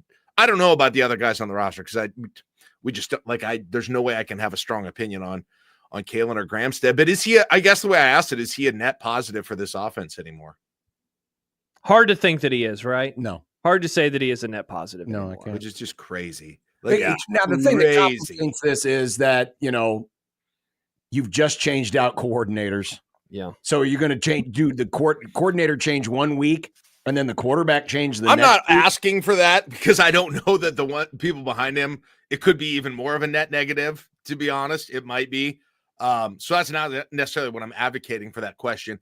It's more just sort of like, I mean, just from the point we were at 6 weeks ago, 8 weeks ago. And we could not have ever imagined to be asking a question imagined after the Illinois game, even a question like that. No, I agree. Yeah, here we are. But there's nothing there that says, oh, this dude's going to make a play. I mean, when's the last play he's made? Right. Like, it's kind of at a league average type situation now, I think. Right. Mm-hmm. I would almost say a little below average. Maybe. Right. That's right. At this I said point. below replacement, or at least it was in that last game. Yeah. Jack, what did you think of the Holgorsen offense? Did you notice anything different about the offense Saturday versus what it had been before? I noticed a couple of the thing that I noticed that Rule talked about, and I think everyone noticed, is it felt like there were a few times I liked it where they did actual get the ball out of his hands quickly. Mm-hmm. Like a quick slant, right? A couple of short, quick passing plays where you got a receiver with a route that got him open in space for a few yards, which it seems like every other offense has in their arsenal, and Nebraska never does. So, and that's for years too. So I saw that. I liked that. I thought it was interesting. They used the tight ends sort of oddly, right? Like Lindenmeyer for a while. The tight end. Well, I was going to say. They used Fedoni as an extra offensive tackle. He was blocking a lot. Yeah. Yes. Yeah. He was blocking a ton, like pass pro in that game. And then they would have Borkertshire and Lindenmeyer looked like they were doing more routes than they were putting him in more passing situations. Now, eventually Fedoni did get the pass. The classic screen on his screen. I couldn't believe that was still that was hilarious. And then the running game. The running game looked like maybe as good as it has all year for a little chunk there. For a while, there were big holes. The running backs looked like they were shot out of rockets. And Emmett Johnson found the juke button, and it worked really well. So that was, I think, a difference from what we've seen before. But these are all fairly a ton of the stuff that wasn't working was also there too, and didn't go away. Right. The lack of staying with the running game, as some would point out, when it was working, the screen passes when it felt like they weren't working, the throwing to Fedoni and getting him moving laterally once again. A lot of that stuff was there. Dylan Raiola missing an open receiver. A lot of that stuff was there still. Yeah, it really was. Well, and to be honest, I wasn't looking for a lot of changes. I mean, there really can't be. The only thing you can look for is maybe their tempo's a little different, and maybe certain plays that they call now. We tried to identify on Friday, and I had a list of 4 different things that you might be able to look for. Unfortunately, one of the things that I thought you might see that we didn't see was improvement in the red zone. And the difference in the game is, you had it twice in the red zone and ended up coming away with field goals instead of touchdowns. And I'm not counting the last one because even though it was in the red zone, it was in a desperation spot. Yeah, the game was literally ending at the time. That's really not a fair comparison. But yeah, other than that, it's really didn't hard have super big plays. No big plays. I mean, the biggest plays were the touchdown was 29 yards. And that was a catch and run. And then the other big plays were a couple of run plays. Yeah. Mm-hmm. And the play on the last drive to Jalen Lloyd. Yes. The play to Jalen Lloyd that set up the final. Yeah. Which was his first target of the game. Yeah. Yeah. You attempted 37 passes, and it took about 32 of them before you found Lloyd. Well, again, it's because like 80% of the passes were within 7 yards of the line of scrimmage. Yeah. I mean, that's still another thing, you guys. Like, I'm not saying that's how the play's designed. I think he's choosing to do that in a lot of cases. Like, he's checking down like crazy, but they're just not passing the ball real frequently anywhere downfield, which is one of the huge handicaps of this offense right now. You're not going to have big plays if you're never throwing it downfield. Yeah. Well, and that's what took me down a rabbit hole yesterday, because I went back to look at every game since 2004 where Nebraska had at least 20 passing attempts, completed at least 70% of them. Because they did on Saturday. Which they did, to just see, all right, how rare is this? Because Nebraska had, Dillon was 27 of 38, which is 71%. It was for 191 yards. Oh, my God. The yards per attempt is 5. Dude, that'd be a bad day. I mean, like, if a running back carried it 38 times for that much, like, you'd say, wow, that guy really controlled the game. But, like, the yards per carry still wouldn't be very much. But for a pass attempt, that's horrible. That Michigan is second to last in the country in yards per attempt this season passing, 5.6. This would be below that. Wow.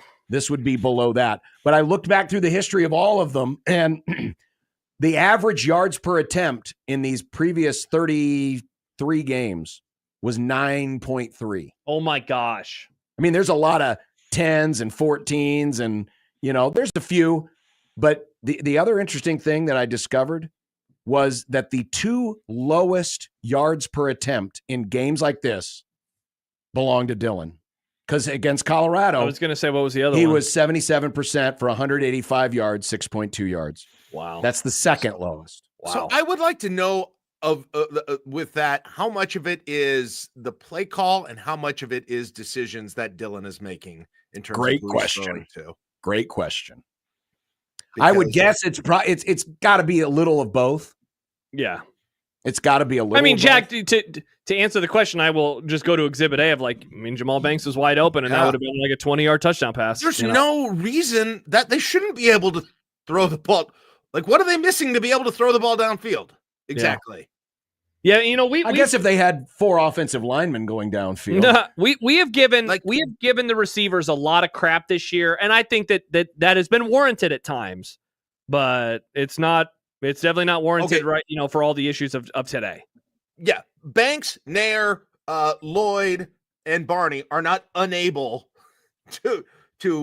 I mean, we saw it last year with Lloyd as a true freshman, right? Yeah. He was able. He was has a big the play ability waiting to to do it. Yeah. Why does it feel impossible? And yeah, he's had some pressure sometimes, but he hasn't always either. No. Like, it's not that he's just completely swamped with a pass rush every single time. Like, what's the issue with the inability? Why is it? There's no good reason for that to be happening like it is. Yeah. No, and going back to the missed throw that he could have had for almost a walk-in touchdown by Banks. I mean, that's a confidence issue. Jeff texts in, Jack, and I know this is something that you've talked about. He's gotten overcoached to not turn the ball over. He's throwing scared. 100. That's my theory. That's Jeff's got on the exact same page that I am. Which is funny because he has 2 picks in this game. I know, but yeah.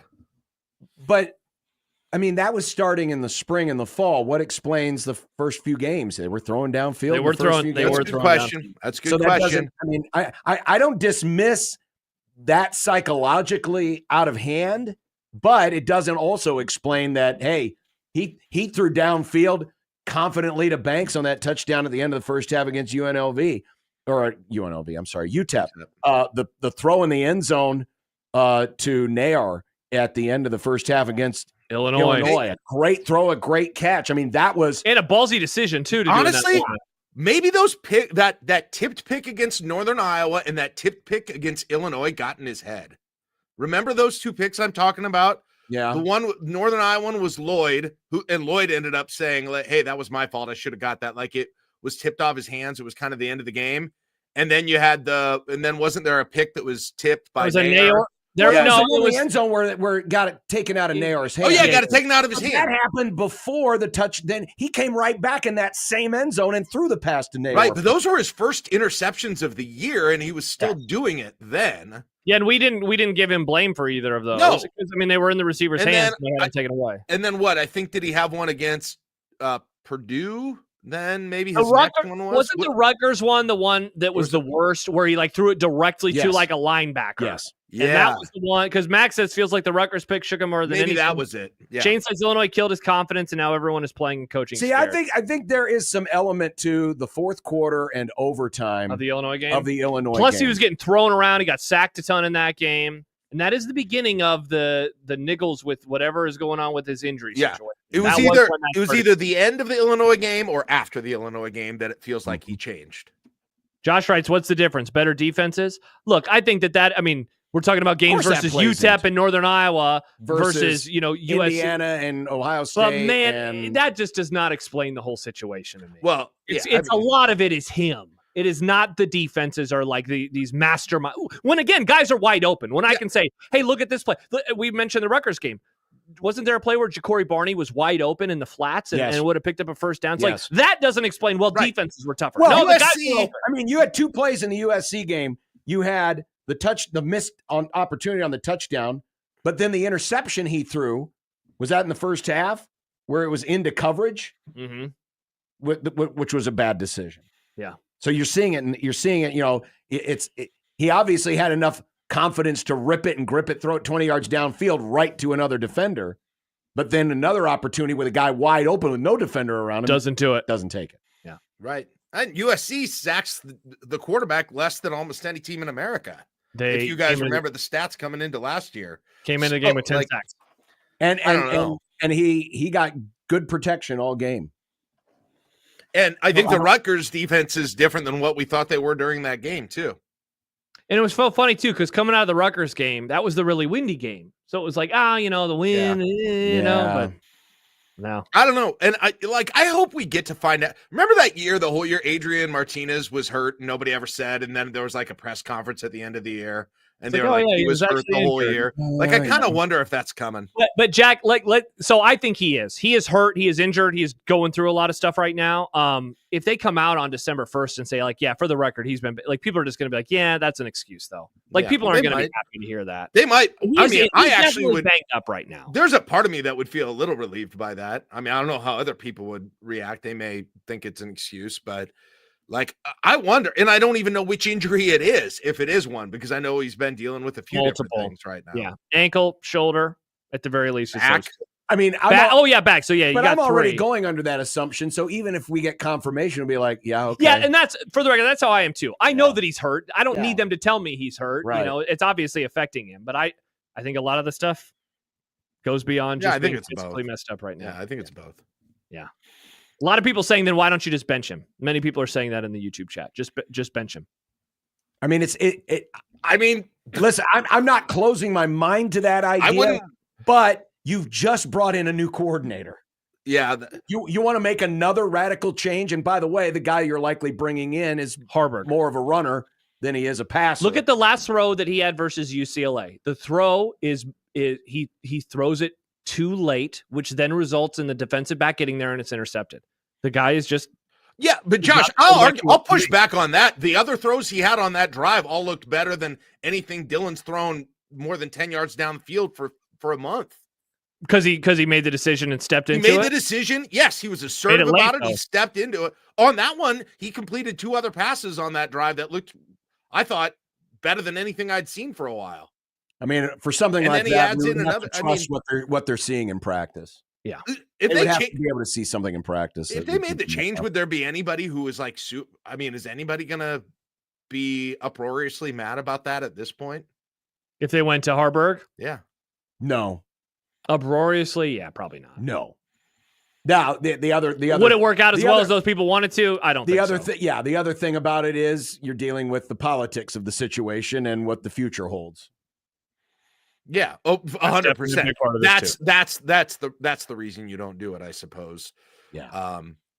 And in addition to maybe you just don't think it would work, but like Dylan was talking confidently, and Rule was talking somewhat confidently today that, hey, I saw good things from the offense with this first time out. We'll only get better each week. If they're gonna, if that's the mindset they're going into this with, yeah, they but ain't I'll tell making you, a quarterback change. I'll tell you what, people are starting to get frustrated, and I don't blame them that you see players. I mean, that players keep going out there, and you're not trying somebody else in a whole lot of spots this year. I agree. And players aren't getting it done. And then even when you kind of talk about it, and he says, "Look, the coaches, it's not all on the coaches. The players got to execute it." And then you come out and say you don't execute it, and you're at some point you're like, "Well, then can you find someone else who will on the roster?" I mean, you got a bazillion defensive backs, right? You got more wide receivers. You got another quarterback on the roster. Like, when do you get to the point that you're trying, or you're just not going? The answer to it is you're not going to. With a whole lot of players, with any of the wide receivers, you're not gonna, right? With Dylan, you're probably not gonna. Okay, yeah. I mean, and I don't necessarily think they should have been taking out players who were missing interceptions, but he said they were busted coverages, right? Rule talked about it today. Yeah, that's true. Okay, well, can't wait to do this again with you next Monday, Jack. This is rough, man. Oh my gosh. This weekend, I don't. Oh yeah, and we didn't even talk about the basketball. Well, yeah, next Monday we'll be in Las Vegas, and we'll be in Vegas. Oh my gosh, I don't like taking gut-wrenching L's in both of those. Like, man, I've been pretty low with my sports emotion here, this weekend included. That is going to take it to a new DEFCON of hell. You can pick which one they win. Which one do they win? Ooh,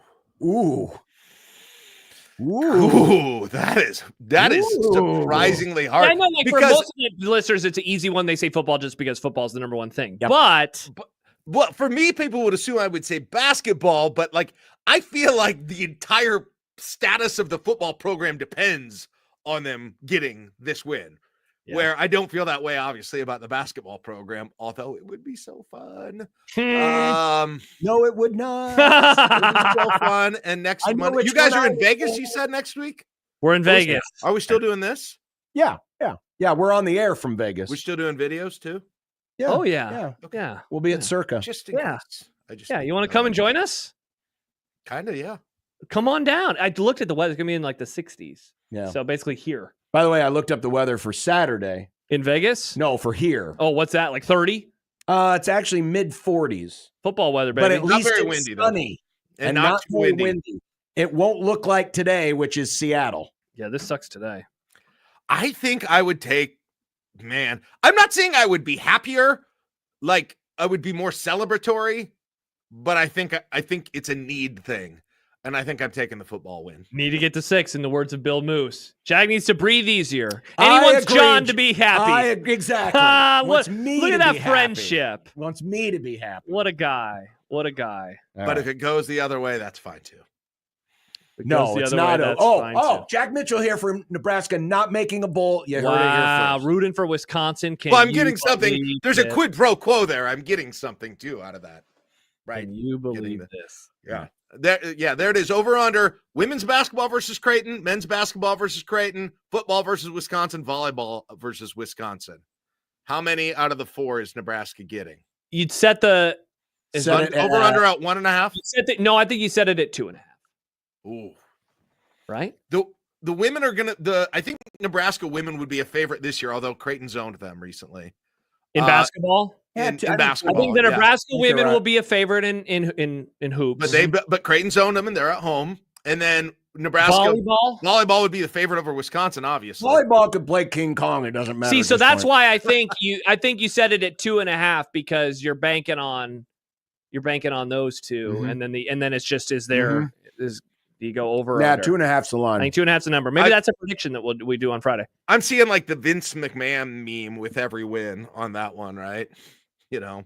Oh, Jack, that's good. We should make that. Very good. So not only is Jack not rooting for a bowl game, now he's using Vince McMahon. Problematic. Oh, sorry. Problematic. I forgot. We can't do that anymore. Jack, you're allowed to root for problematic things again. It's a good time. Oh, good. Yeah. I won't get canceled anymore. Yep, this is great. All right. We'll talk to you next week. Bye, Jack. And we'll be back right after this on 1620 The Zone.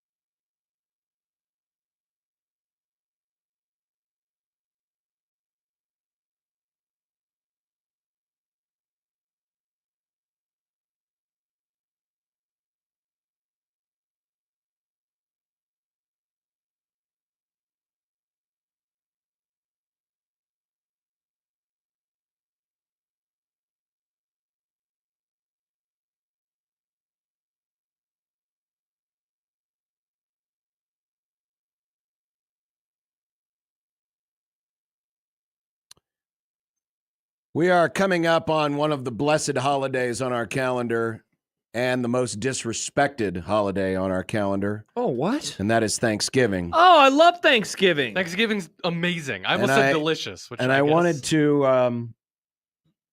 wanted to get on my soapbox and rail upon those who are already promulgating the airwaves with their holiday spots. But I can't do that now. Why is that? Because yesterday I was convinced to put the GD Christmas lights on the roof. Comrade. No. Welcome, John. It's the Christmas season at the Bishop household. It should only happen after Thanksgiving, John. I'm sorry you were We're putting ours up on Thursday. I wasn't forced necessarily. Coerced? What do you mean you weren't forced? If this isn't torture, then what is it? You're a fan of Christmas now? You finally like everything Listen, that the if season it were up represents? to me, those lights would never go up, ever. That's wild. How do you not have an appreciation for the day that Jesus was born to the point of I putting do. up Christmas lights? I do. and I a just tree? don't put up Christmas lights for it. Why not? People don't put up Christmas lights for July 4th. Yeah, they do. They put up all sorts of crap. Well, They blow stuff up. That's even worse. Blow it up. listen, I'd take July 4th over Christmas in a heartbeat. Yeah, I know you would, John. Because it's the summer. You never I want shut my up. summer back. Well, Anyway. yeah, it's a few months away. So I have lost the moral high ground, like many politicians of the day. I've lost the moral high ground. Yeah, you don't have the high ground anymore. You're Anakin Skywalker with your But that legs won't burned stop off. me from sneering when I hear jingle bells in the background of typical commercials. Hey, everyone, come to Taco whatever and have some of our holiday nachos. I love taco whatever. Their Holiday nachos. Are nachos. good. Yeah, because you get the green and the red peppers. And the green and the red chips. That's a great reminder, John. All of this is to sign up for 1620, the email. Why? You never know what goodies will be under that Christmas tree. That's true. Good holiday point. tree. That's holiday tree. true. Have a handy holiday, everybody.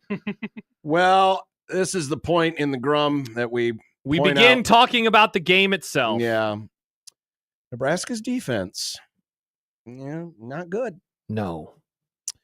The Havoc was down. Of course. And the Havoc has been down. Everything is going in the wrong direction. Everything. The first 6 games of the year, Nebraska's Havoc rate, and again, Havoc rate is the number of Havoc plays, which are a forced fumble, a pass breakup, a tackle for loss, and or an interception. Hey, they had that. How in the world are you not going to have a blocked field goal in here? That should count amongst the Havoc. Well, that's not defense. That's special teams. It's basically defense, though. But the first 6 games of the year, Nebraska was at a 20% Havoc rate. The last 4 games, it's down to 14. And it doesn't sound like a huge fall, but it is a pretty significant fall. When it goes from 1 in 5 to 1 in what, 8.5? That's what it is. It's down more than 25%. Think about that. It's 1 in 5 plays, and now it's 1 in every 8.5 plays. Correct. That is 3.5 plays more. So if it's a 3 and out, good math. Thank you, Nick. That's a whole drive. Great point. It's harder. 6.6 per yards per play allowed. Remember when we were keeping track of the streak that Tony White's defense You were like, had? no one has been this good since the Bo Pelini era. Wasn't that when it was? The Pelini era? The 2009, 2010 defenses now, they've gone the exact opposite direction. They've gone from not allowing anyone to get over 6 yards of play to now 4 straight over 6 yards per play. But this was the part that blew me away. This can't be true. Is It this is. true? It is true. Say this to the folks who are listening in their cars right now. Going back to at least 2004, which is where my numbers started. Yep. Nebraska's defense has never had 4 straight games where they have allowed more than 6 yards. That is impossible. 2007, John, ever heard of them? Ever hear that defense? Remember Kansas scored 70 points against them? They did. Colorado scored 65 points against them. The 2000, well, let's start in because it's already here. 2017, which was a horrific year. The Woat. The Diakomania year. They did end that season giving up 8, 8, and 7. But what did they do in the Northwestern game? 5.9. So they just missed out. Oh, if you round up, They though. just missed Now, out. 07, this is, I can't wait to figure out which of the games didn't fit this criteria. Was it the Kansas State game that they won by a million? 07. Yeah. The bad started against SC. Oh, I remember. I was there. 6.7. Okay. Ball State, 7.7. But then Iowa State They won that They game. did beat Iowa State. Gave up 4. But what about after that? Missouri 7-1. Okay. Oklahoma State 7-7. Okay. Texas A&M 5-2. Oh, wow. Look at the black shirts getting it Then done. Texas back up to 7. Yeah. And then Kansas. Kansas 6-3. They only averaged 6.3. They had 572 yards, but they ran 90 plays. Good Lord. Wow. And then what about Kansas State? 5-9 and Colorado 6-3. Wow. So they got by the hair on their chinny chin chin. Yeah. Wow. All right, let's go back to this year. 5.7 yards per carry allowed. That doesn't seem very good, John. Third time over 4.6 yards per carry allowed in the last 4 games. Again, this was a defense that was stopping the run. Bad. But it's the second worst allowed this year. First 6 games of the season, Nebraska defensively was only allowing 2.7 yards per carry. In the last 4 games, they have gone up to 4.8. Sith Destroyer 1 writes on YouTube, I remember the part of this season where we didn't allow a single rushing touchdown. Remember that stat, John? I do. Joe in Vegas writes, I personally think that Tony White is overrated. The defense has been average at best. They never get anybody off the field on third down, and the pass rush sucks. $2 million a year for an average defensive coordinator. I have a hot take for you, John, before we get back to the numbers. So obviously they're replacing their offensive coordinator. I think that they will be replacing their special teams coordinator. I think this is it. I think Tony White has 2 or 3, depending on if they go to a bowl game or not, games left with Nebraska. I don't know where he's going. I don't know if it's going to be a head coach. I don't think he's going to be here next year. I think this is it. I think Nebraska is going to enter 2025 with 3. And I will put this on the list. I think they will enter next season with 3 new coordinators. Tony White will not be back. Would you go so far as to say that maybe there will be an effort to try to place Tony White somewhere? Wouldn't surprise me. That he is nudged out of the door softly? I think this, and with a feather. So there has been scuttlebutt about how there's a lot of cooks on that side of the ball, right? Too many cooks. Like the song says, Nick, with John Butler coming in. Now, I have also heard from other people that that's not true, that there are not too many cooks. So that's why I bring all that up to say, just the smell test is not being passed for me on that side of the ball right now. Tackling's way worse. Yeah. They seem discombobulated. Which is not good if you're a cook. You want the smell test to be good. That's a great point, Nick. And I would say this one final thing, John, before we get to the other numbers. Like, it's one thing to say, yeah, but look, they're playing better offenses this year than they did last year. That's true in the aggregate, but it does not explain still what has happened with the defense, in my opinion, in 2024. Nick, do you have the cuts? Do you have number 7 from today? This is from Matt Rule's press conference. It's a veteran secondary that didn't play very well in those key moments, and I think they'd be the first to tell you that they're really upset with themselves. The deep touchdown, to number 2, that should never be a touchdown. I mean, those are all simple day one routes. So we had every opportunity, So again, and I always say, because I'm always very careful what to call out, and what not to. But my point to our guys is this: I think after the game, when you guys asked me, do you feel snake bit? No, I expect our cover 2 safety to play cover 2, and I expect our cover 3 corner to stay deep. And if we had done that in that game, those plays would have been eliminated. I mean, that young man was running away from MJ. We expect us to sack him on the first long play down the right side. I'm not so sure he wasn't even just trying to throw the ball away, and he just kind of got caught. So we're not snake bit. We're not unlucky. There's no curse. You got to play the defense called. Veteran secondary, and apparently guys aren't getting the call or they're ad-libbing. Yep. Or what? Is there something lost in translation? But there were communication breakdowns of some kind or coverage breakdowns because someone was doing something they shouldn't have been doing. Couple comments from Max real fast. He says, the defense is not the problem with this team. Holy cow, the offense is pitiful. Sierra Wright scored a touchdown and blocked a field goal. Defense recovered fumble down at the 16-yard line. That's 13 points in the positive. Should have been a touchdown on the fumble recovery, but oh well. Offense scores 10 points. Look, I don't think any of us, John and I, certainly not arguing that the defense is the bigger problem than the offense. No, I'm not arguing that. But the defense has taken a massive step back this year. And so this is now the second consecutive game where the opposition went 6 of 13 on third down. That is 46.15%. If that translated to the entire season, that would be a defense that ranks 126th in the country at getting off the field on third down. Something is wrong with the defense. Yeah. Is it the problem? No. But I'm comfortable in now saying it is a massive problem. Yeah. It went from... It could be 65-35. Yeah, it went from earlier in the year, it was like, the defense not being as good as it needs to be is the difference between like them taking that real big next step and now making a bowl. Now it's, oh my gosh, they're an actual part of the problem. Yes. They are causing some of these issues. Yeah, I would say maybe, and I'm just spitballing here, but maybe 65-35. In terms 65% of the weight of the issues are offensive. And 35 are defense. Jason writes, defense feels like a group that's pressing. Goes back to open practice speech about not wanting to look stupid. The Matt Rule speech. Well, on the other side of things, yikes. Can you call it a passing game? Yikes. We pointed out the oddity of the stat earlier about 20 pass attempts, 70 yards or 70% completion percentage, and how Dillon has the 2 lowest yards per attempt in such games. Yeah. And both happening, of course, obviously this year. But here's the other part. In his last 5 games, the completion percentage is 61, 888 yards, 5.3 yards per attempt, 2 touchdowns, 8 interceptions. Again, 5.3 yards per attempt would put you only above Kennesaw State. Who just fired their coach. In terms of anemic passing offenses. Gross.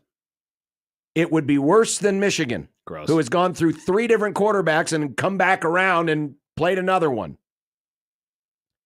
He was 1 for 7 on passes of 20 or more yards down the field. Okay.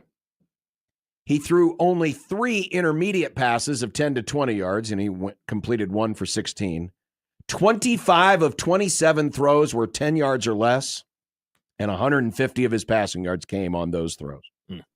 It is almost hard. Yeah, it really is. It is almost hard to have this kind of efficiency, that many attempts, that many completions, and be that anemic in terms of actual gaining yards down the field. They need more iron.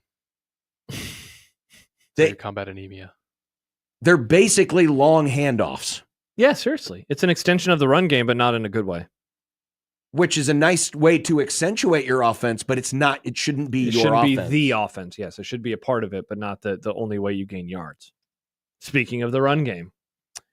Oh, you know what? I forgot to update that part. Okay, I was going to Sorry, say. ignore the middle one because that's from 2 weeks ago. Okay. Or last week or whenever they played last. 0 turnover margin. Nebraska did get 10 points off turnovers. Hey, there you go. They got 10 points off turnovers. Obviously, the pick 6 direct and the field goal off of the fumble.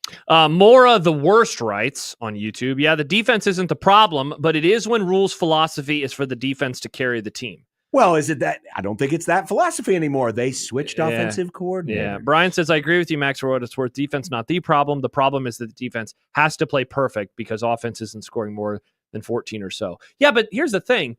The defense had to play perfect last year. And for, 99% of the games they would, and then they give up the back-breaking drive. Now the whole game is featuring back-breaking drives.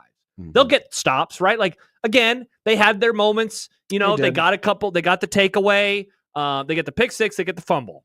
So they're making plays out there. But then they'll also have a drive where it's like, oh my gosh, they can't get off the field. The last, dude, the best thing honestly that happened for them on the last USC drive of the game was that they picked up that conversion and gained like 40 yards. Mm-hmm. Because if they would have only gained whatever they needed, 3 or 4 or 5, they would have just continued chewing up clock. So at the very least, they were down in the red zone. But like, they just can't get off the field. They can't get off the field. It's tough. It's nothing is working for this program right now. That's the issue. It's not. We just named a bunch of different things. The issue is that nothing is working at this moment in time. I guess special teams, they only had one gaff. The fair catch inside the 5. Catch inside the 5. But other than that, the special teams has become background fodder now. Apparently, which can't believe that. Apparently, as a unit, they graded out the best they have all season. That makes sense. I mean, Buschini was great. Made 2 field goals. Buschini had some awesome punts. Got the block punt. They got They get the block field goal. They're making plays. Yeah, for sure. They were not the problem. Yeah, Trusty Tyler. Anytime we take a lead, I just know that the defense will immediately give up a score to lose that lead. Yeah, and what happened? That is exactly what happened. They took the lead, and then USC went down the field in, I think, 3 or 4 plays, and they were suddenly back up again. This is always kind of telling because this is from our friend Parker Fleming at Stats O War. Yeah. But this is the net success rate. And just this is a down to down, how you are doing down to down. the as much as we lament, hey man, they had a chance, they were close. It was actually, according to Stats O'War, it was the 13th biggest beat in Week 12, meaning the 13th biggest margin between the winning team and the losing team. Yeah. And it was by the analytics, a better win for SC, or a more convincing, better is not the right word, but more convincing win by SC than Colorado's win over Utah or Ohio State's over Northwestern. See, and you know what that goes back to? It goes back to the efficiency on the pass plays and the efficiency on the run plays. And again, the thing that you and I have said a lot this year, and that is watching the offense is like pulling teeth. It is just every yard is so hard. I just mentioned that drive. So Nebraska takes the lead. They go up 17-14. And a handful of plays later, USC takes the lead. And that drive for them looked easy. Chunk, touchdown. Mm-hmm. And then, they never relinquished it again. This is fascinating because it was the same way for the Ohio State game. I believe, I don't remember after UCLA, but wasn't it more of the same for the UCLA game, or was it maybe a little? But certainly in this one, they lose by a score, but because of how it was down to down, it doesn't look like that kind of. Yeah, it wasn't. I mean, it really wasn't that close. Mm-hmm. It really wasn't that close. Yeah, and effectively, Nebraska was +1 in the turnover margin until the very end. Yeah, for sure. They were +1 in the turnover margin and got a special teams play that directly prevented a score. I would argue, I know that it doesn't count as one, but I think that a blocked field goal is a takeaway because you prevent a score and you did it. Mm-hmm. You took the ball away. You knocked the ball down. So they essentially had 3. Yeah. And they still lost by 8 points. Even if they score a touchdown, they still have to get the 2. They would have had to score twice, essentially. And that's not even mentioned. Sorry, that's not even mentioning clock management. We haven't even talked about that yet. We haven't even talked about it yet. It's it's almost like Matt Rule is an amalgamation of Frost and Riley. Yeah, it really is. That's like The Thing, but Matt Rule. With maybe a little Callahan. I don't know. It's just all the coaches.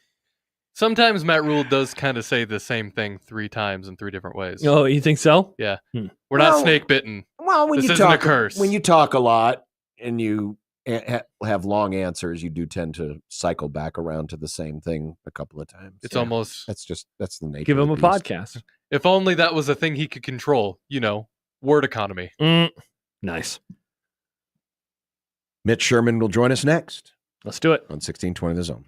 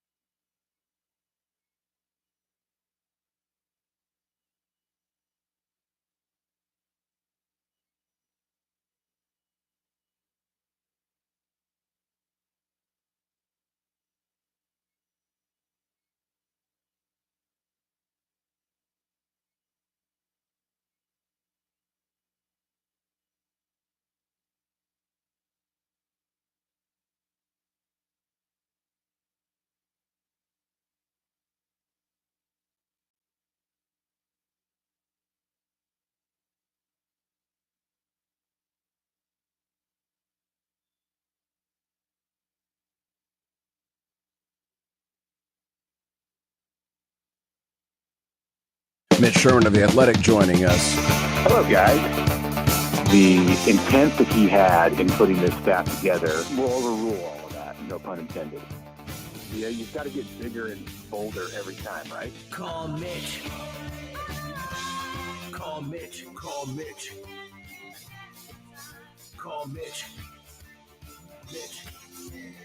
Mitch. A reminder that this is rivalry week. Nebraska and Creighton will battle twice on the hardwood on the same day. No, they're not playing a doubleheader. At least not the same players. No. But the women will play at Sokol Arena. Yep. Creighton women versus Nebraska women at 4. Josh will be on the call. And then afterwards, we'll have the Creighton-Nebraska men's game with an abbreviated, unless your game goes into unless it goes multiple long overtime. Yeah. We will have an abbreviated Blue Jay shoot-around in between games, and we will have all the coverage for you right here exclusively on 1620 The Zone. Nice. Looking forward to it. Looking forward to it, indeed. We welcome in Mitch Sherman of The Athletic. Mitch, good afternoon. Hello, guys. How are you? Good. How was L.A.? Well, I was only in L.A. for the game. Technicality there. I was in Orange County and San Diego, other parts of California, but it was wonderful. It was great weather. They thought it was cold. I thought it was beautiful. Saw the ocean. Couldn't have asked for more. The game was even, it was its normal Nebraska game of just like absurd things that happened and they lost. So that's basically the way that most of them go. Mitch, what was the most absurd? What was the thing that you were like, wow, only in a Nebraska game of this variety? Yeah, I would just say the way the ball bounced. Like, I don't know that I would necessarily pick one play, but like, a USC touchdown that goes through the hands of a Nebraska defensive back, off the USC receiver, off the Nebraska DB, and then back into the hands for a touchdown. Like that play, which was featured Malcolm Hartzog, and then there's a Javen Wright play that you guys obviously know on the 3rd and 10, and you can also look at just like the blatant misplay on USC's long throw down to the goal line before the second touchdown. So all of that's not what we've really seen from the Black Shirts this year. Maybe, save for a few plays against Indiana. Like it's been a fairly solid group, and really, okay, so they give up 28 points, but giving up 28 points, it doesn't win. That doesn't win for Nebraska. We've I think been over this stat that in all of the games that Matt Rule has won, Tony White's defense has allowed 14 or fewer points. So they've only won games essentially when the defense allowed 14 points or fewer. That's, I'm not answering your question, but anyway, that gets to the heart of what I thought was like the absurdity of it, that the mistakes that we saw on defense, and it pretty much like nullified Nebraska's ability to win if you go through the history of these last 2 years. We were talking about it before you came on, Mitch, but because as we were breaking down some of the numbers from the game, there was a listener that took umbrage with us making it sound like we were blaming the defense. To which I said, no, we're just pointing out, hey, here are the things that took place. And while right now it's very popular to bag on the offense and say that's the reason they're losing, these last 4 games, the defense has done more than its fair share of the heavy lifting to contribute to these losses. And we heard from Matt Rule today. He called out his veteran secondary for just completely blowing some defensive calls that if they had followed what was being called, some of those bigger plays would not have happened. Yeah, like there was a safety in a cover 2 when he was supposed to be in a cover 1. I think that made it on the TV broadcast, and not good for a group that's as experienced as Nebraska is. Yeah, you look at the 4 losses, and I would say, well, Indiana was just everything went wrong. I mean, defense obviously played poorly, giving up 56 points. UCLA couldn't get off the field in the first half. That's when the game was decided. Played all right in the second half as UCLA tried to hold on and did hold on. And then Saturday, and the offense scored 13 points. So the offense is going to contribute and contribute heavily to the loss. And the defense did get a pick six, which is huge. It's enhances your opportunity to win by a high percentage if you get a defensive score in a game. And that's how the game opened for Nebraska. So I'm not putting Saturday at USC on the Nebraska defense at all, but what Nebraska has needed and still seems to need is for the defense to win football games. Those are the games that Nebraska's won under Matt Rule, when the defense has won the game for Nebraska. And in this losing streak, the only time I think where the defense played at that kind of a level, played well enough to be the reason that Nebraska won, was at Ohio State. Mitch, with the defensive struggles, with the offensive struggles, with the special team struggles, though really not any on Saturday. That's more of a previous thing discussion. It feels like the answers are kind of easily identifiable, or at least the problems are. Clock management, though, and in-game management, that's a trickier one for me, because it's like I don't know how you fix that beyond, I guess, the idea of like you bring in somebody that's going to help the head coach do those types of things.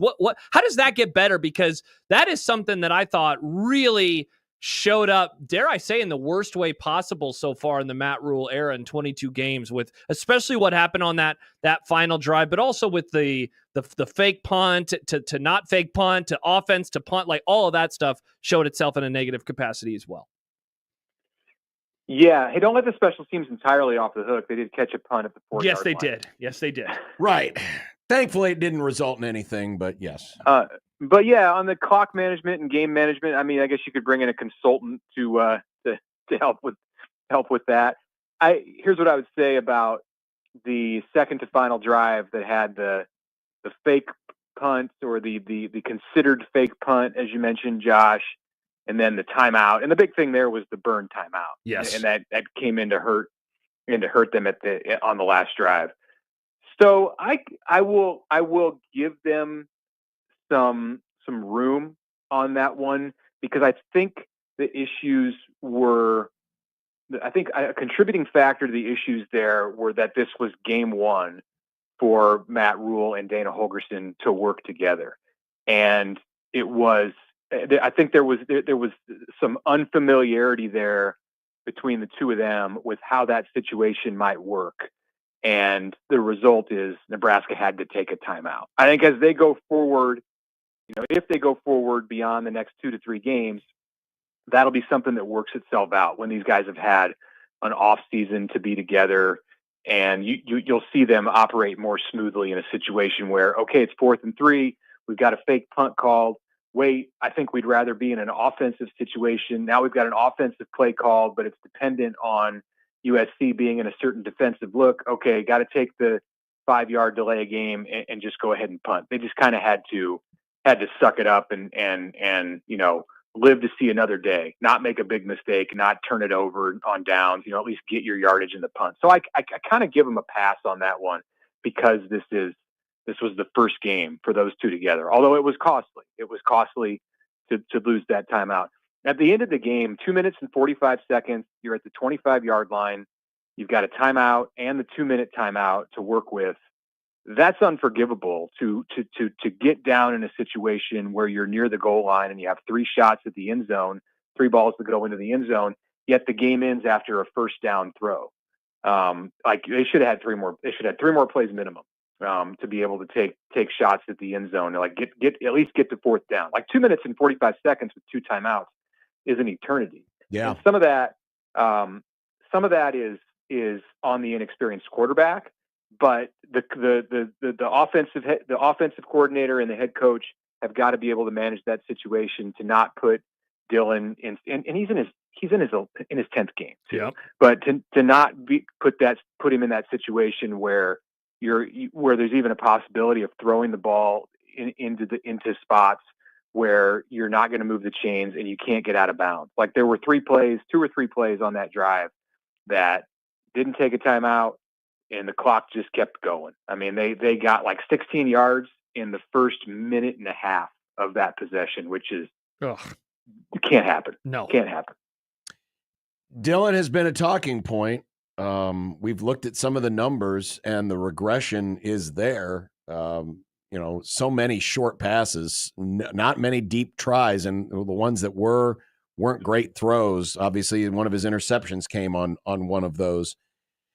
Where do you see, as this process continues, and you've just brought in a new offensive coordinator, can Dana Holgorsen do anything with Dylan Raiola in these last two games to improve on what has been clear regression from the beginning of the season? Yeah, I think he can. We'll see what kind of elements they're playing in for these last two. What it's hopefully it's not like today on Saturday. It is supposed to be in the 40s and sunny with calm winds on Saturday. Lovely. Well, that's great. That's great weather for November 23rd.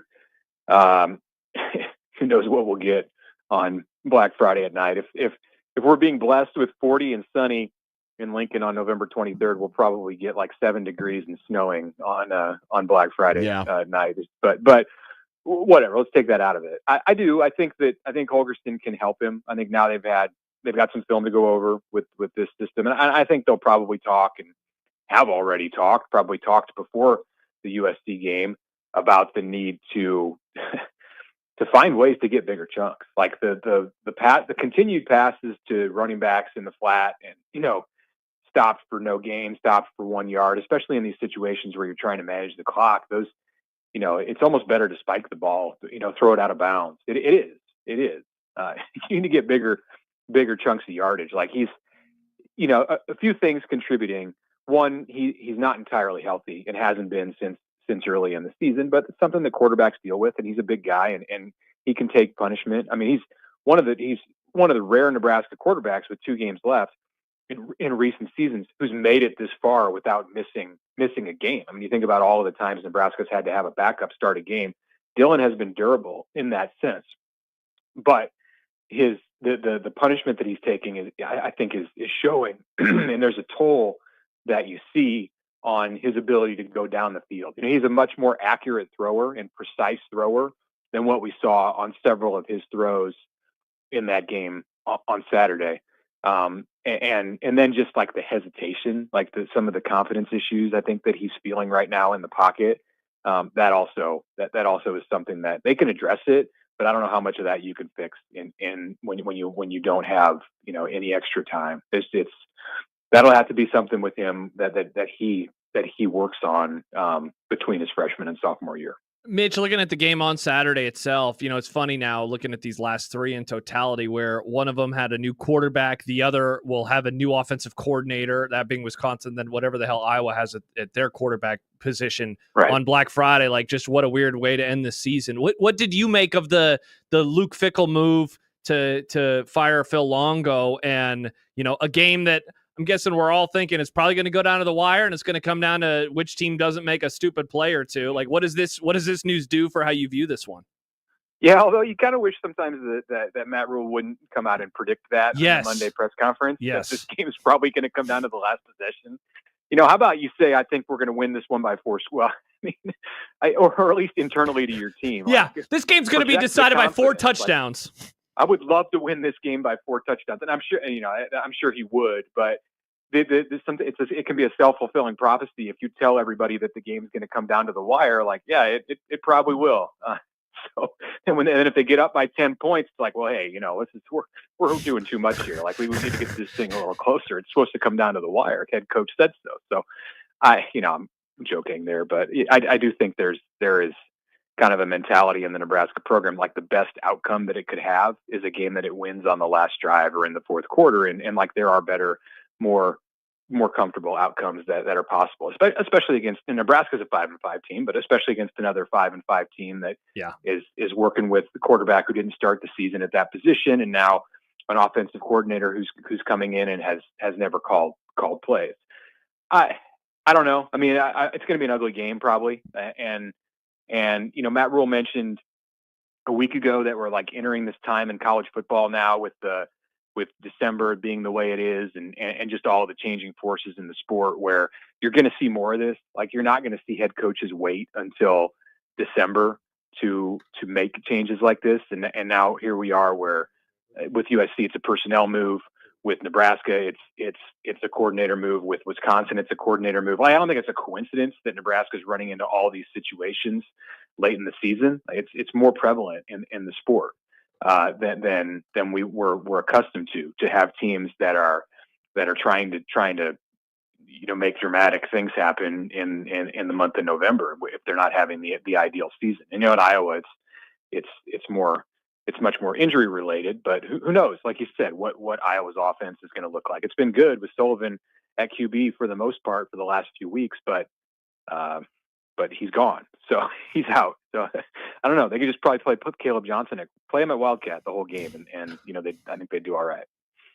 Do you think that based on just how desperate things feel, given the last month, that a sixth win, no matter who it comes against, will come with so much relief that people in the offseason will just say, hey, they made progress, even though if you would have told folks 4 weeks ago, hey, you're only going to get 6 wins, I think a lot of people would have reacted very negatively in the moment and said, what? They're only going to win one more game the rest of this season?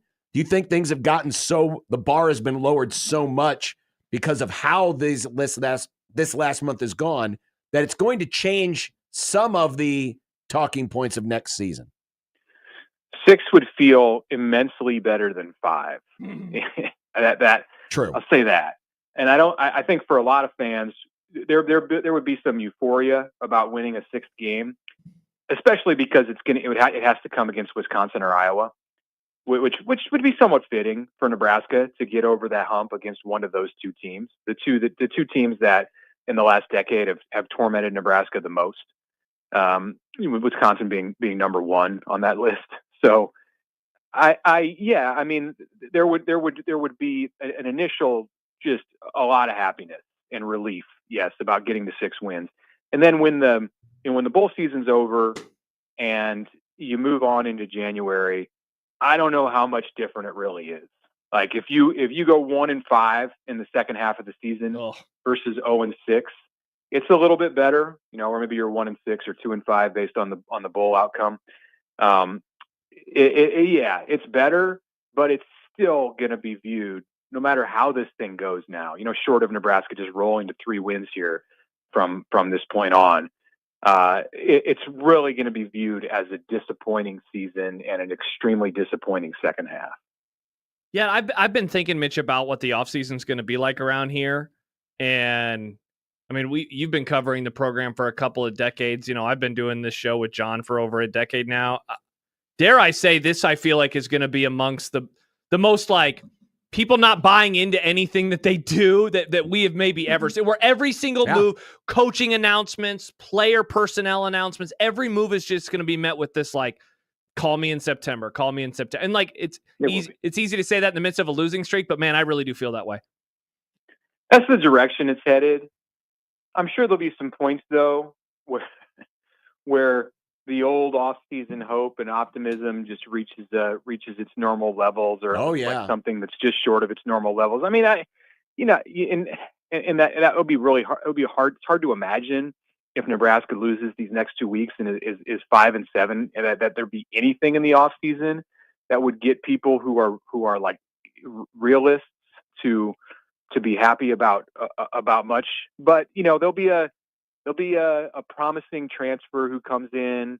There'll be I think there's going to be coaching moves, plural, that are made by Matt Rule in this offseason. Even if it's shifting of the staff, but probably some outsiders coming in to breathe life and new hope into what he's doing. Rule will have some press conferences where he kills it and like he makes you want to believe because of the things that he says. So yeah, I think the overall tone of the offseason, really, no matter where it goes from here over the next couple of weeks, it's going to be there's going to be a lot of pessimism about the program, more so than we usually get in an offseason. But there will be moments. There will be moments where Nebraska fans allow themselves to believe, because it's just like the nature of what this program in this state is. Mitch Sherman of The Athletic. Mitch, thank you again. And we'll do this all over again next week. And will we be talking about a bowl game, or will we be talking about the MAGA tomato that Josh may have to eat if they lose to Iowa? Can't wait to find out. Neither can I. Thanks, Mitch. Thank you, Mitch. Thanks, guys. As we were having that conversation, I was About the miserable offseason? I was reminded of the preseason expectation poll. Oh, the optimism was overfloweth. Here's the It's interesting like the thing. cup from Indiana Jones. Now, It chose poorly. unfortunately, the StreamYard's being very slow today, so this may pop up on screen out of the blue, and it may not. But We're like trickle yard, am I right? yeah, today it is. So our last of our 4 phases that ended the week of the first game had 95.3% of you voting that Nebraska would make a bowl game. 95.3%. Highest we've ever seen. Yeah. Now, we never did this poll question in the peak Frost era because by the time we started, it was towards the end and people were down on things. But by the way, quick aside, remember when we were talking about, hey, when we conduct this poll next time, we're probably going to change the parameters on the records. We're keeping it the same again. No. We're keeping it the exact same again. For the whatever year in a row. I think we started doing this in 2021. So for the 5th year in a row, it's going to be 3-9 or worse, 4-8 or 5-7, 6-6 or 7-5, 8-4 or better. Now, the interesting thing was 53% voted 6-6 or 7-5, which are both still in play. They are. 42%, though, did vote 8-4 or better. So those folks are already disappointed. But I think next year could be a real, just unless, again, something really, really bizarrely good happens the last couple weeks. Next year could really test the typical offseason national championship optimism that exists around here. It's going to be worse than the 2022 offseason because Matt Rule is not the chosen one, who still has a lot of people in his corner just because he's a Nebraska guy. It's going to be, it popped up. Yeah. The end, like going into 2017 even, like there was optimism because while Nebraska finished the year 2-4, they finished the year with 9 wins. This is going to be, dude, it's going to be tough. It's going to be tough to get any. What is there to believe in? But you know what? Even in 2022 with Matt Rule. See, but that was. Oh, no, I'm sorry. No, I guess 2023, it did start just a little bit lower. Yeah. It did start just a little bit lower. People get excited. Weren't expecting as much from Rule in 23 as they expected from Frost in 22. I vow this. I'm not doing this again. I'm not going to buy in. We're not going to do the poll. No. I'm not buying in. Not again. I'm done. Yeah, you got to prove it to us. I am done buying into this program. You got to prove it. I'm serious, man. I'm so by sick of this prove crap. You can't just go out and win one game or have a close loss to number 2 Ohio State. No. You got to be consistent. Yeah. And not consistently frustrating. Yeah, you got to be consistently good. Yeah, maybe this is so self-serving, but it's like I'm so sick of getting duped by this place every single year, no matter the coach. I'm not doing it again.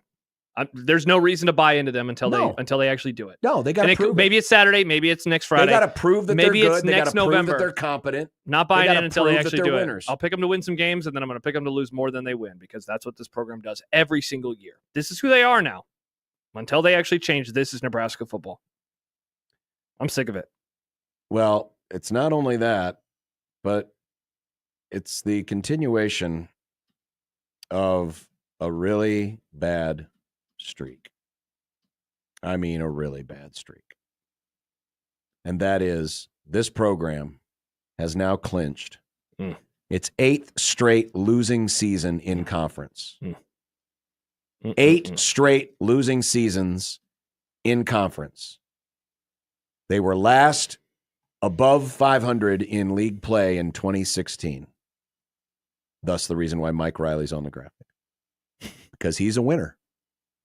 Nebraska since then in the Big Ten has been a loser. 3-6.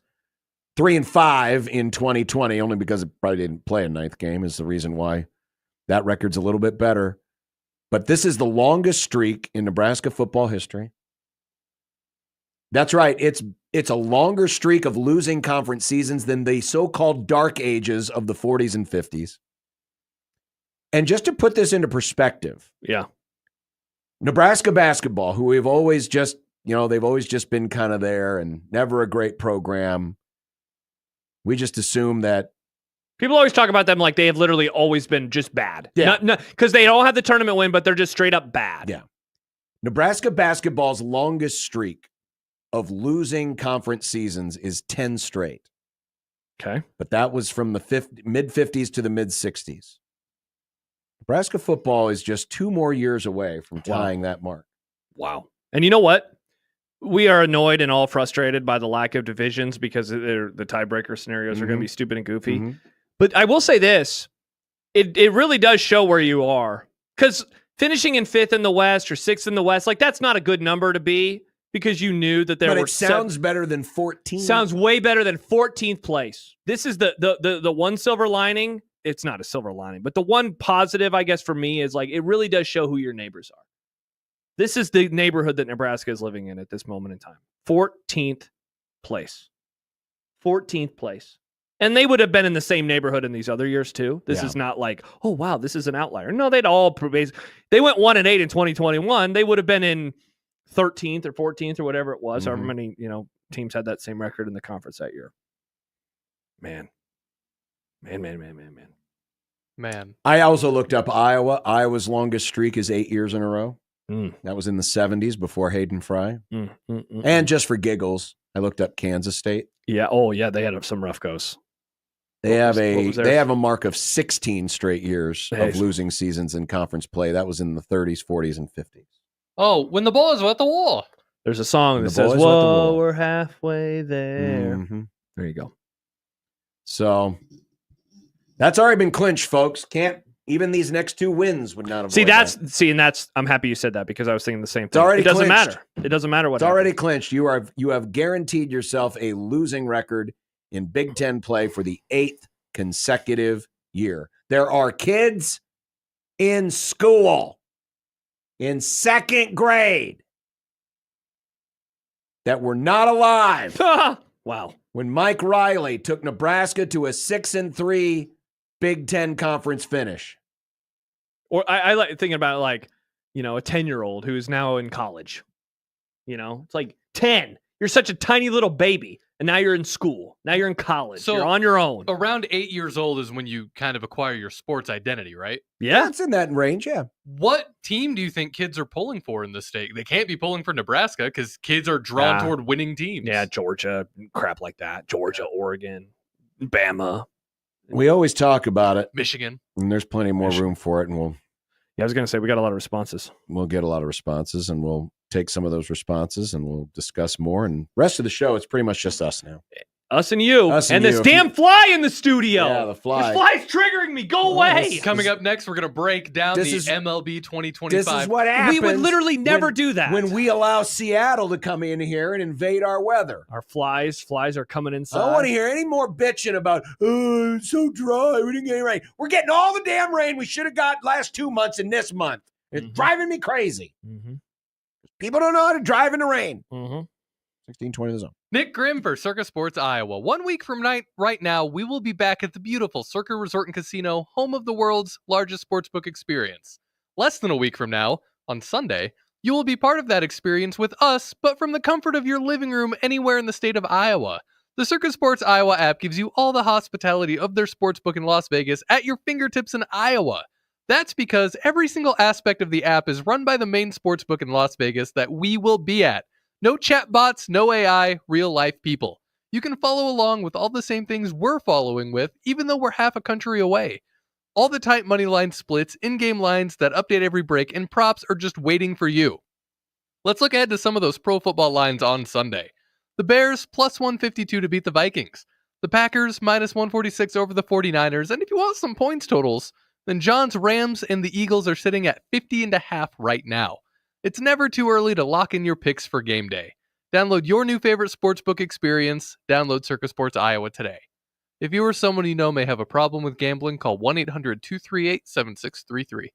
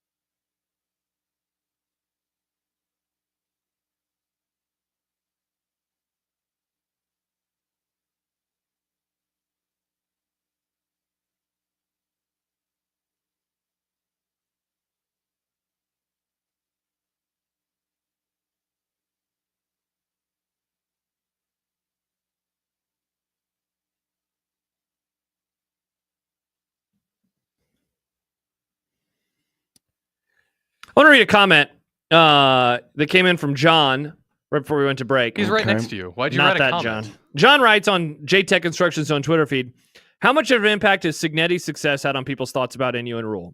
What are your thoughts on Dannon now being the AD in regard to Rule's job security after 25? So two different questions in there. I want to tackle the first part, though, and that is this. Is it in the background of, like, everyone's thoughts? I think so, of course. It's hard not to, right? Like, the guy, and Deion, for the record, Coach Prime. Deion Sanders having year 2 success. Cignetti having year 2 success.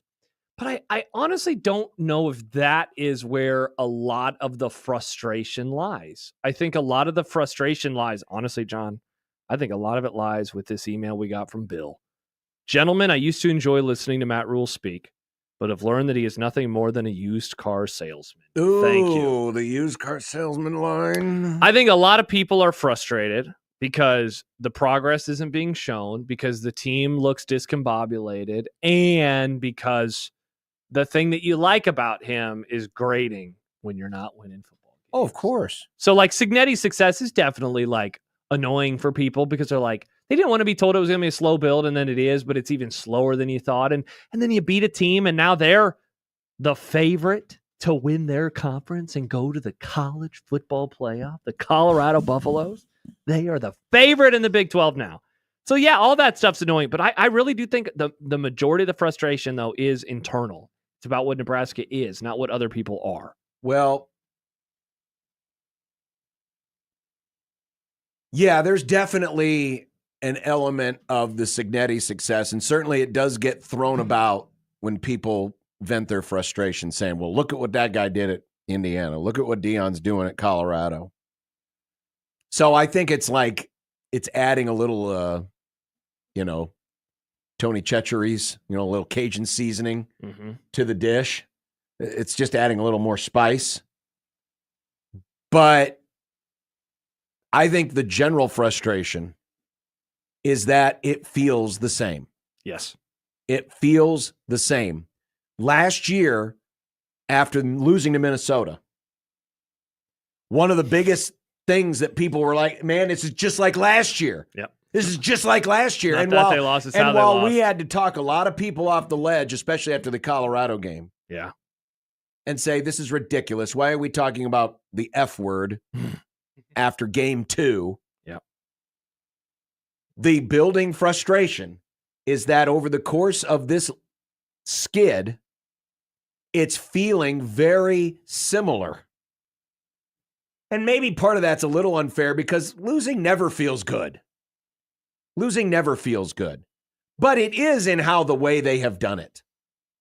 They at times don't look well coached. No.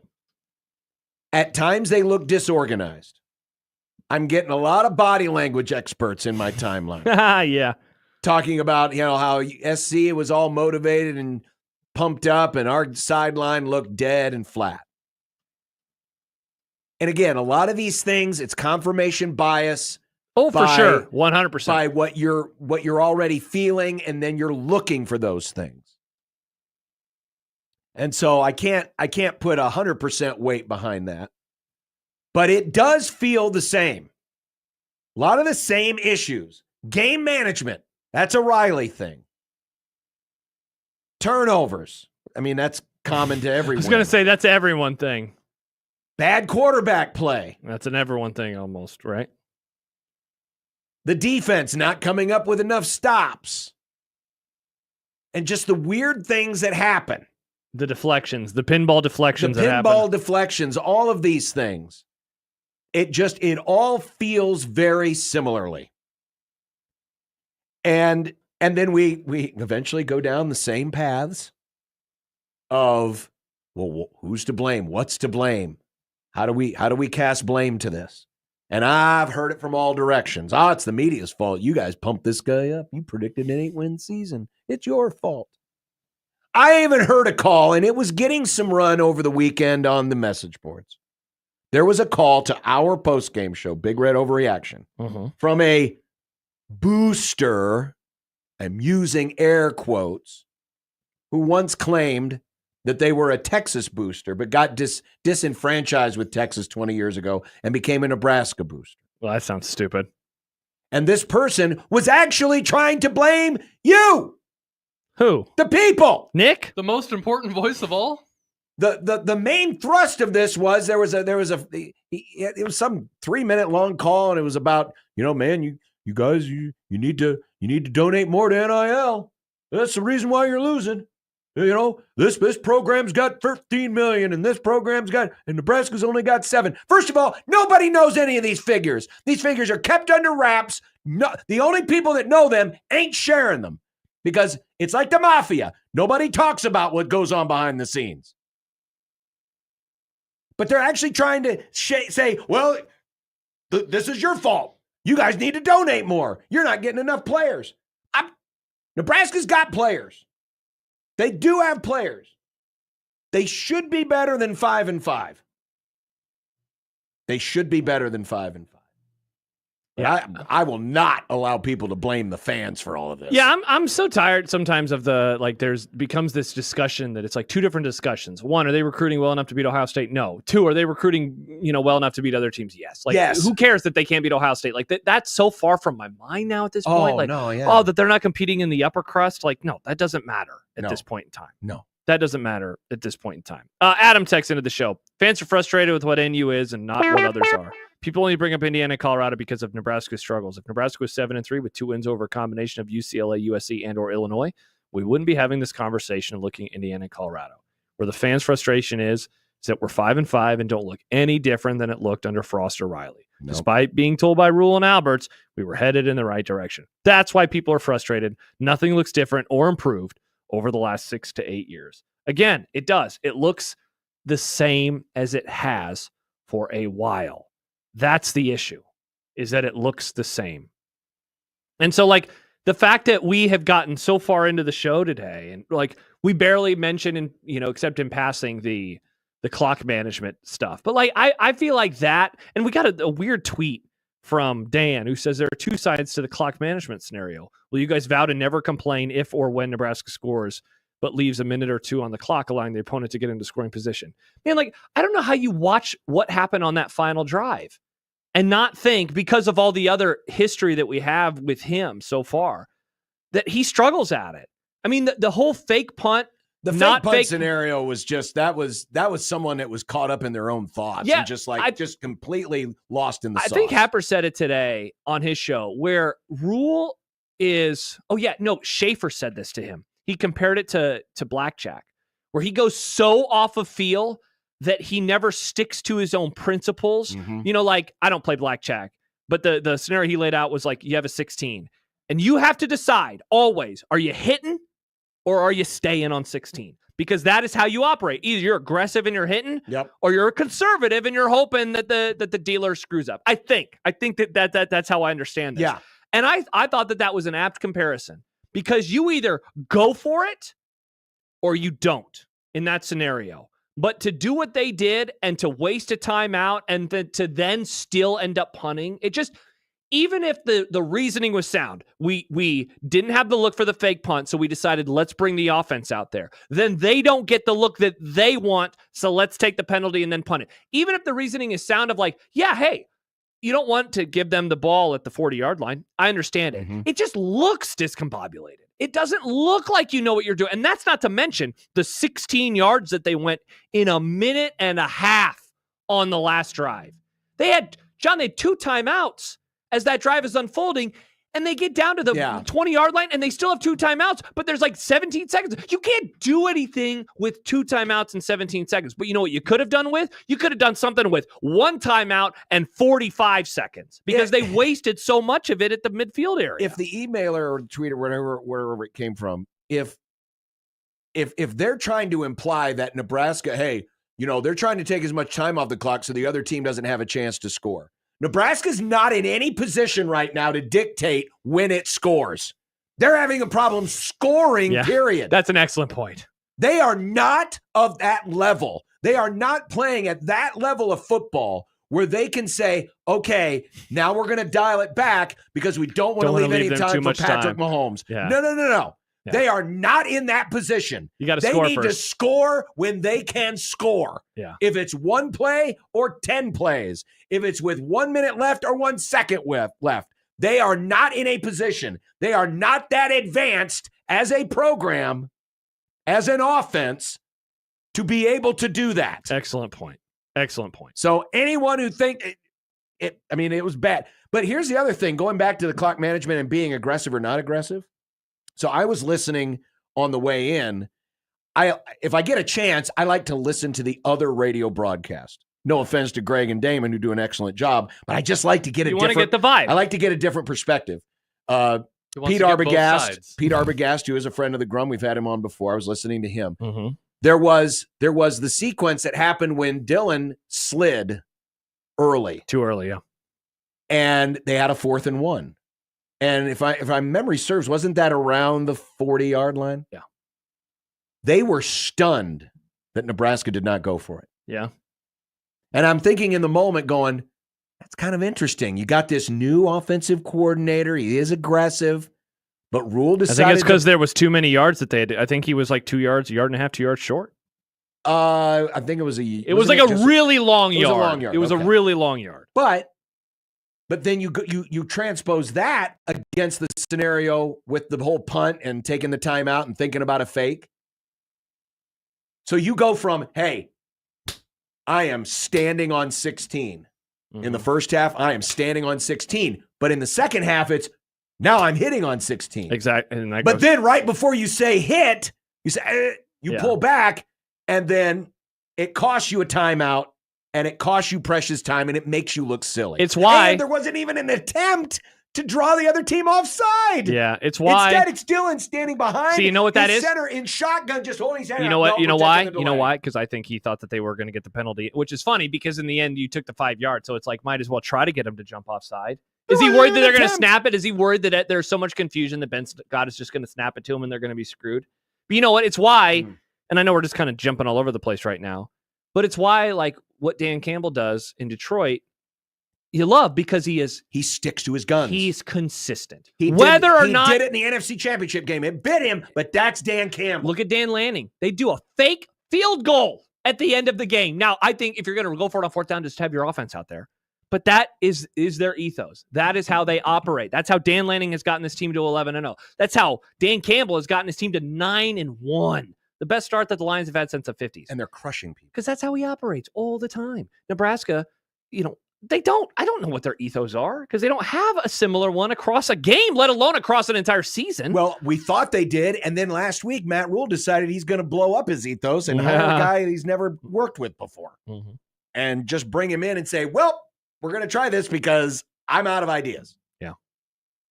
402-951-1620. We can take some calls. We can take some emails. We can take some tweets. We can take some YouTube comments. We can take it all coming up on 1620 The Zone.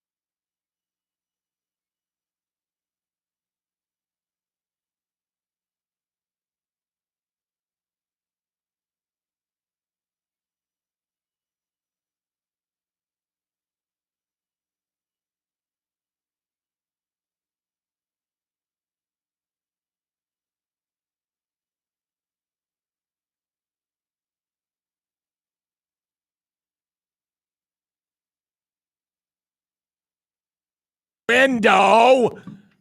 Oh, we're back. Tell us Welcome. about some stuff, John. What do we got? Well, we got Stuff the Truck coming up the first weekend in December, 6th and 7th. Stop by the Zone Studio parking lot. We're here at 50th and Dodge. And Stuff the Truck with new unwrapped toys for the area children. All donations support Toys for Tots.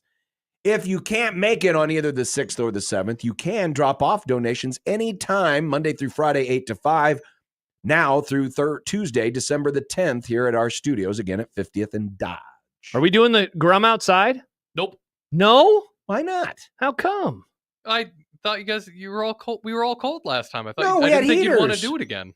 We only got cold after the heaters got taken down. Yeah. It was nice in that little tent. We should be outside if it's nice enough. If not, Yeah, I want to support this great event. Yeah. Sad.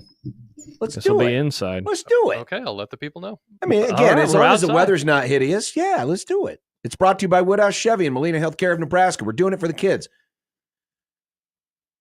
There was, well, before we do that. Yeah, let's take a call. Let's take a call. 402-951-1620. This is Debbie. Hi, Debbie. Oh, hi, guys. You are on the air. I'm going to turn down that, I guess. First of all, can you hear me okay? We got you great, Debbie. Okay. What I had mentioned is I actually listened to the interview on the guy from Texas. And, don't get me wrong. Yeah, so much. However, I have to admit, of all the years I've been watching, it seems to me, after how many coaches, and good coaches in there too, how many athletic directors, and we still come to the same thing. I don't think it's always the talent. I'm wondering what the boosters have involved. How much say do they have in this stuff? And I really think the kid comes down to the boosters. Somebody in the back is making these decisions, or we wouldn't keep going through all these good coaches. And some of them are good. Debbie, which coaches do you think are good? Like, which coaches do you think Nebraska moved on from, even though they were good? Well, I probably shouldn't say. I liked Pelini, but he's had a bad temper. But I like Rule too. But to me, I feel like that they started strong, and then all of a sudden it's almost like, stop. What happened there? And I just wonder if the boosters have a lot of say in what happens or who plays. Somebody donates money, and I want this kid to play. Well, that's the interesting part, Debbie, is it's a new world now because now it's a little more in the open. Now, boosters or people who are donating to NIL are able to maybe not dictate, but certainly, especially if there's a particularly wealthy donor who gives a lot of money and it helped get one particular kid. And this isn't just a Nebraska thing. This could be anywhere. But it's a lot more in the open now. So certainly that kind of influence, which has always been there, but now it's a little more accepted. But Debbie, your call, let me throw this at you, because Jack on the YouTube comments said that Trev and Jamie, who's Jamie? Who am I thinking? Williams. Well, anyway, you're talking about Trev Alberts. Trev Alberts? Trev Alberts went south, A&M, because they knew that there are institutional issues, legacy cultural issues that cannot be fixed without more top-level people leaving. It affects the ability to get athletes and upgrade the academics. Donations will not add up to athletes. NIL and the ability to attract athletes is much more than, quote, donations and boosters. So the idea is, Debbie, I'm not dismissing your point, but please, are there still cultural things inside the university system that are still contributing to the issues that are happening today? Absolutely. We are back home, always going to be whatever. And then when we brought in the dude that made us go with the California West, who was that? Mike Riley. The West Coast offense. No. Oh, Bill Callahan. Right. That was going to change everything, right? No. When we came back to it, we had people that were playing for, or was it Alberts or one of them for Wisconsin? And look at how good they got. They played the same way we used to play. Big guys up front, wear them down. We're not doing that so much. We're trying to get back to that. But it's like we hit a point and all of a sudden it stopped. to me, it's just, I don't understand. Well, I get football changes, but the fundamentals never change.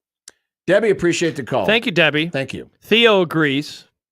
Yep. Bingo, Debbie. Rules bosses are meddling. It was also proven the Sims Amigos deal corrupted the lineup last year. Amazing Daniel also agrees. He says, I don't completely disagree with her. I guess he doesn't completely disagree. Maybe not on-field decisions, but I do think we have a lot more outside influences than most places. Donors, politicians, former players, coaches, etc. loom over everything. KD, the university system has a big old problem, and it's all political. Red and blue political. Former governors who want to make themselves famous. See, that said, I do agree with this ultimate comment from Bayman. It does not affect one-score games. No, it does not. So like, I'm certainly not good. Like, I don't know, honestly, to answer the original question from Debbie. Yeah. How much do boosters meddle here? I wish I could answer that better because I don't really have an answer to it. I think they meddle everywhere. Yeah, they do. I mean, like, is this place worse than Auburn? No. LSU? No. Like, but are there a lot of mouths to feed though? Yes. Sure. Though I will say it seems like more than ever in the rule era, we have heard less about these people affecting things in a negative way. I agree. Right? Okay. So we agree on that. Certainly they're not causing the problems with game management, for example, on the field. But a lot of the rot of the last 20 years, yeah, of course, like, it all goes into one giant bucket that is causing a problem. The program we have always talked about, everyone's got to be pulling in the same direction. Mm-hmm. I don't have the sense, and remember that Troy Dannon did not hire Matt Rule. But yet, when it comes to inherited coach with new athletic director, it seems to me, now maybe some of this too is just the weight of that contract and how big and how long it is. Very long. But I don't get the sense, versus all the other years that we have covered that have had the strife, that the behind the scenes stuff is causing much of a problem. I could be ignorant, but it seems like Dannon was rubber stamped by Rule, right? Yes.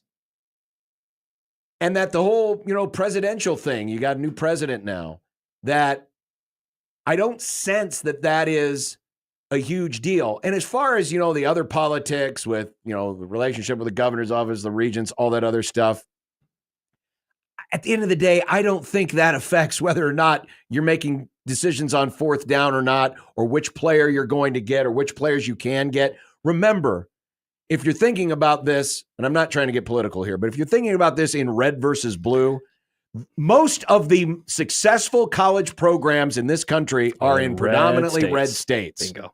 Exactly. So I'm with you, man. I don't think this is an internal struggle of wokeism versus neoconservatism. I'm not saying that stuff doesn't exist within a university. But if that was a prerequisite for the athletic department, if that was a prerequisite for football programs falling apart, then why in the world have the Georgia Bulldogs had so much success over the last few years? That's a swing state. Given the infighting in that state. Same with Ohio. Exactly. Same with Michigan. Yeah, exactly. So like, if that's the reason, then Oregon should win national championships for the rest of time. So I tend to not that, like, I think that matters, but I don't think that it is like the end all be all because it's a red governor. Yeah. That's more a big picture university thing than it is the athletic department. I couldn't agree more. And oh, by the way, if that were the case, then it should affect the entire athletic department. Meanwhile, John Cook is over here sitting on his horse, twiddling his thumbs, going, how bad are we going to beat our next opponent? Yep, exactly. Let's crush their dreams. It ain't affecting them. Yeah, I like this from Icon. The reasons why hires turn out good versus bad are often totally opaque. Both Frost and Rule were pretty obviously the top choices at the time of their hiring. Hell, look at their opponent this week. Luke Fickell was for years the G5 candidate. Yep. The G5 candidate. Yep. And he also stayed in the same part of the country that he had been coaching in. He had been at Ohio State. He took a G5 team to the college football playoff in an era where that was, we thought, impossible, and he did it. And they suck. They are bad. Things are weird. Money Chris says, what the hell are these institutional issues that Alberts was talking about? What is holding back the program? I hate that everyone speaks in code like all of us are supposed to know what these issues are. We just can't say them out loud. I'll be honest, I'm not totally in tune. I'm not either. With that stuff, other than, it seemed like the stadium was going to be more difficult for him to get by than he wanted it to be. That's what I think all these months later, I think it was going to be a lot more difficult. He was getting more pushback than he thought he would. And I think he wanted to leave.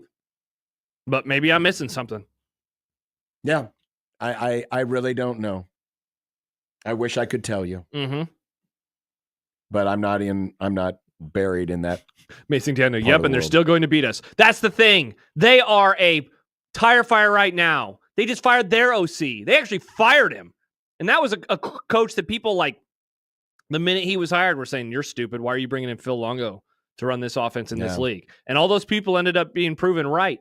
Yeah. And now they're going to come into Lincoln and they're probably going to win. Well, coming up, the Scarlet and the Cream. Did we find any cream this week? Let's find out. We do have some Rule audio. We have completed the circle of parody. Yes, we have. This is fun. The happy hour on a rainy, crummy, windy day. It's after a fourth straight loss. And now the MAGA tomato it's there. We can see it. It's there at the end of that dark tunnel.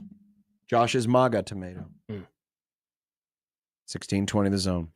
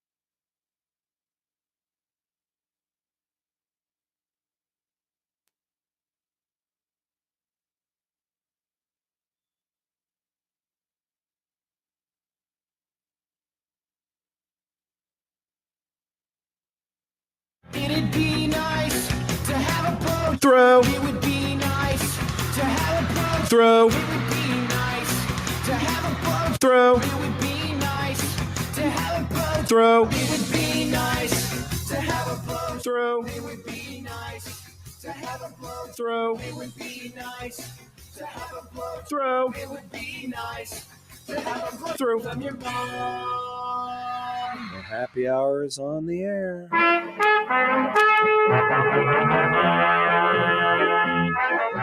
No, we shouldn't be sad. Why? Roll call. Raise your hand if your team won yesterday or didn't play and let you down. Let's go! 2 hands up. The Dolphins won a game. They won multiple won games 2 in a row. You doofus. And you stole one from our team last week, even though we played like crap. Yeah, you can't complain. Yeah, you can't complain. In the weak-ass AFC, you're still in the playoff race. Barely. In Barely? The weak-ass AFC? Oh, yeah. You're right there. Right there. Right there. Barely? Hey, you're like right in the mix, Nick. Right now, the Dolphins are in 9th place. That's 9th 2 place. spots out. Yeah, you're right there, Nick. They're not gonna make Aren't they in 2nd place in that crappy division? Yeah. They're like, how many You're in games are they? 2nd place. You're ahead of Aaron Rodgers. They are. We're ahead of the Jets and the Patriots. You Good are job, The us. Patriots, who have won how many Super Bowls in the last 2 decades? 6. Nick, you're only 4.5 games back. That is crazy.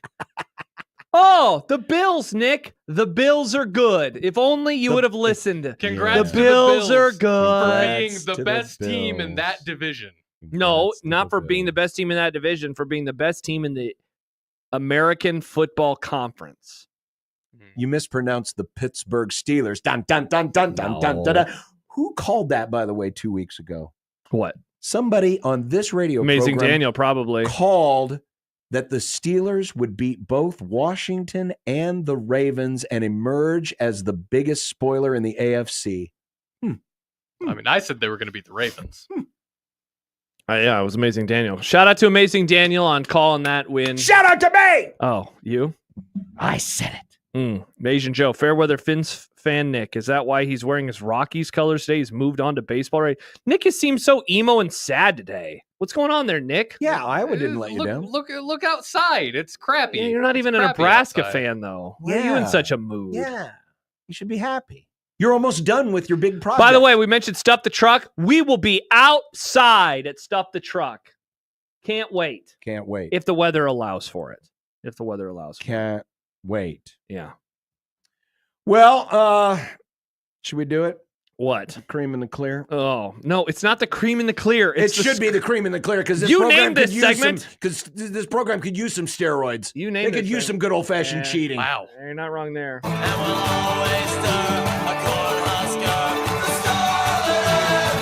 They suck. No bowl. Hey, at least the season's almost over, everybody. Oh! Oh, look at the list. I'm gonna make this short and sweet. Okay. Dylan Raiola Yeah. spelled it out all earlier. Yeah. Regressing. Yeah, bad. Instead of, I was just going to put defense. Instead, I put stoppers. There's no stoppers. They need someone, not just to stop a drive, stop a big play from happening, just stoppers. Stop momentum from changing, stop momentum from continuing. No stoppers. But I do have to single out Tommy Hill. He had a rough game. The Ole on the first touchdown. I believe he was one of the players that not directly called out by Matt Rule, but was not where they were supposed to be because of the defensive signals. It was a struggle. Yeah, part of that could be the injury. I don't know that he's playing on it, but not great. Not great. Not great. And we outlined it earlier. Game management. Yep. Oh, hey, look, it's basically the same list. In-game management. What more can you say there? We've already said it. Tony White, bro. I'm so sick and tired of watching this defense give up third down conversions over and over and over and over and over and over and over and over and over. Dylan Raiola, for the obvious reasons.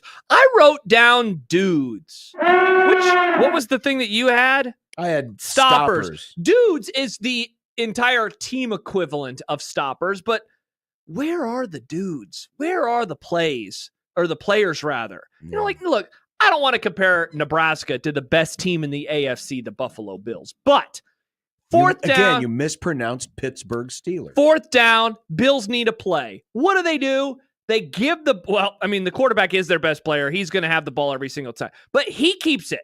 He doesn't decide to throw it. He keeps the damn ball and he runs and he picks up massive amount of yards. 4th and 2. What do the Eagles do when they need yards? Hey, it's Saquon Barkley. Oh, it's AJ Brown. They give it to the dudes. They give it to the dudes that are on their roster.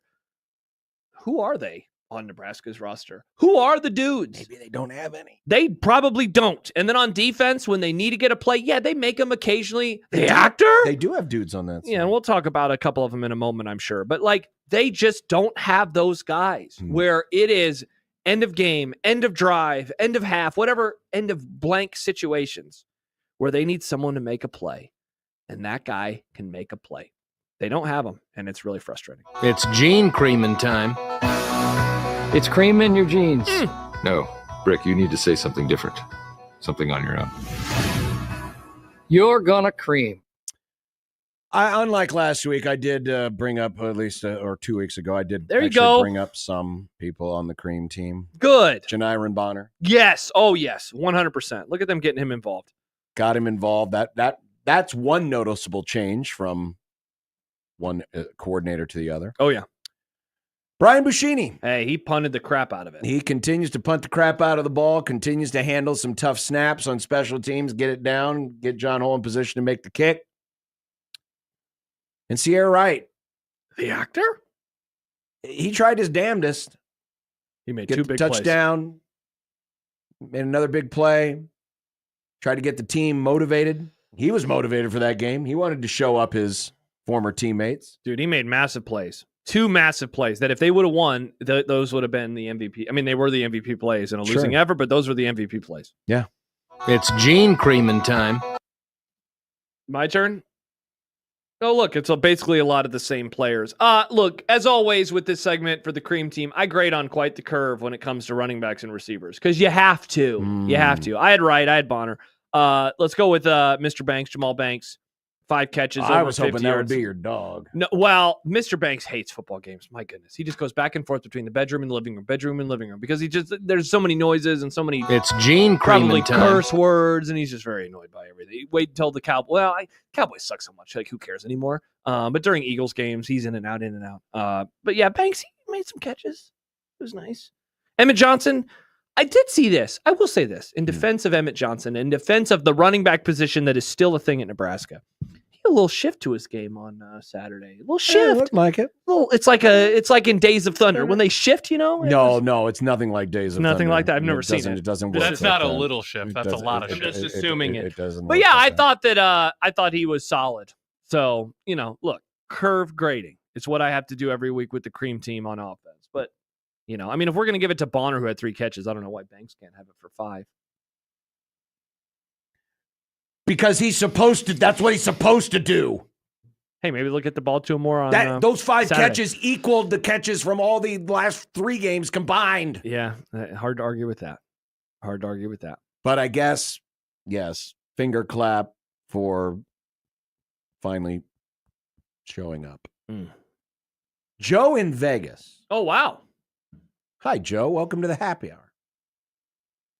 Nope, Joe's not there. Bye, Joe. Good to hear from you. Great to hear you. But Drew is. Hi, Drew. Drew is definitely there. I hear whistling in the background. Are you outside, Drew? I'm at the gym, actually. Oh, at the gym. Getting a lift in, Drew? Yep, getting a lift and listening to you fellas. Nice. Appreciate it. So I had an observation on the last 4 Husker games. Yeah. And their schedule. And I thought it was curious how each of our opponents had a bye week before playing us. Mm-hmm. Yes.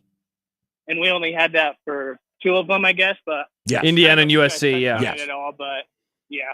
I don't know if you guys touched on it at all, but I just thought I'd call in and bring that up and see what you guys had to say. Yeah, we talked about it a lot in the offseason. Yes, we did. We mentioned a couple times in season. I don't think that's why Nebraska's lost. No. They looked like crap in the Indiana game, and that was coming off of a bye. Yeah. And this one, they looked the same as they have. So, yeah. Doesn't help, sure, but... And actually, they used the bye week to fire their offensive coordinator, bring in another offensive coordinator, and still only score 13 points on offense. I'll say but this. I'm not going to judge. Nice, John. I'm not going to Seems judge. Like you really want to. Not going to judge. Seems like John really wants to judge. Not going to judge. I will say this. The game this weekend, like Nebraska lost, Wisconsin lost. Wisconsin played the number 1 team in the country, who is a really physical football team. Really physical in Oregon. Like, you should, I feel like, have the net edge in this game. Now, you had to fly cross country, but you also don't have to fly to this game. It's a home game for you. I feel like Nebraska should have that edge. Will they? No, they'll lose.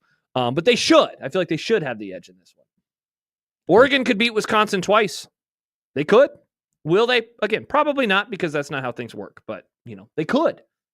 They're a very physical football team. Now Joe in Vegas is back. Hello, Joe. Sorry, guys. I had a phone call. That was my bad. Oh, good, Joe. It's all right. So here's the thing. I know that I was at the USC game. My whole section, we were just absolutely bewildered by the timeout punt. Oof. Decide to not punt, then take the penalty, and then punt anyway. That was sheer brilliance. But as much as I want to focus in on the last 4 weeks, Josh, and once again now, Josh is, the voice of reason for 1620, like he was for the Scott Frost era, and like he is now saying Nebraska stinks. I think the one thing we need to remember here is this. This is still very important to get to that 6th win.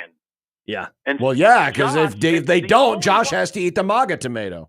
I don't care about that. That's for everyone's personal enjoyment back in Omaha. No, and it'll be personally as the one man on 1620 The Zone for probably the last 5.5 years that's been the most right about the program.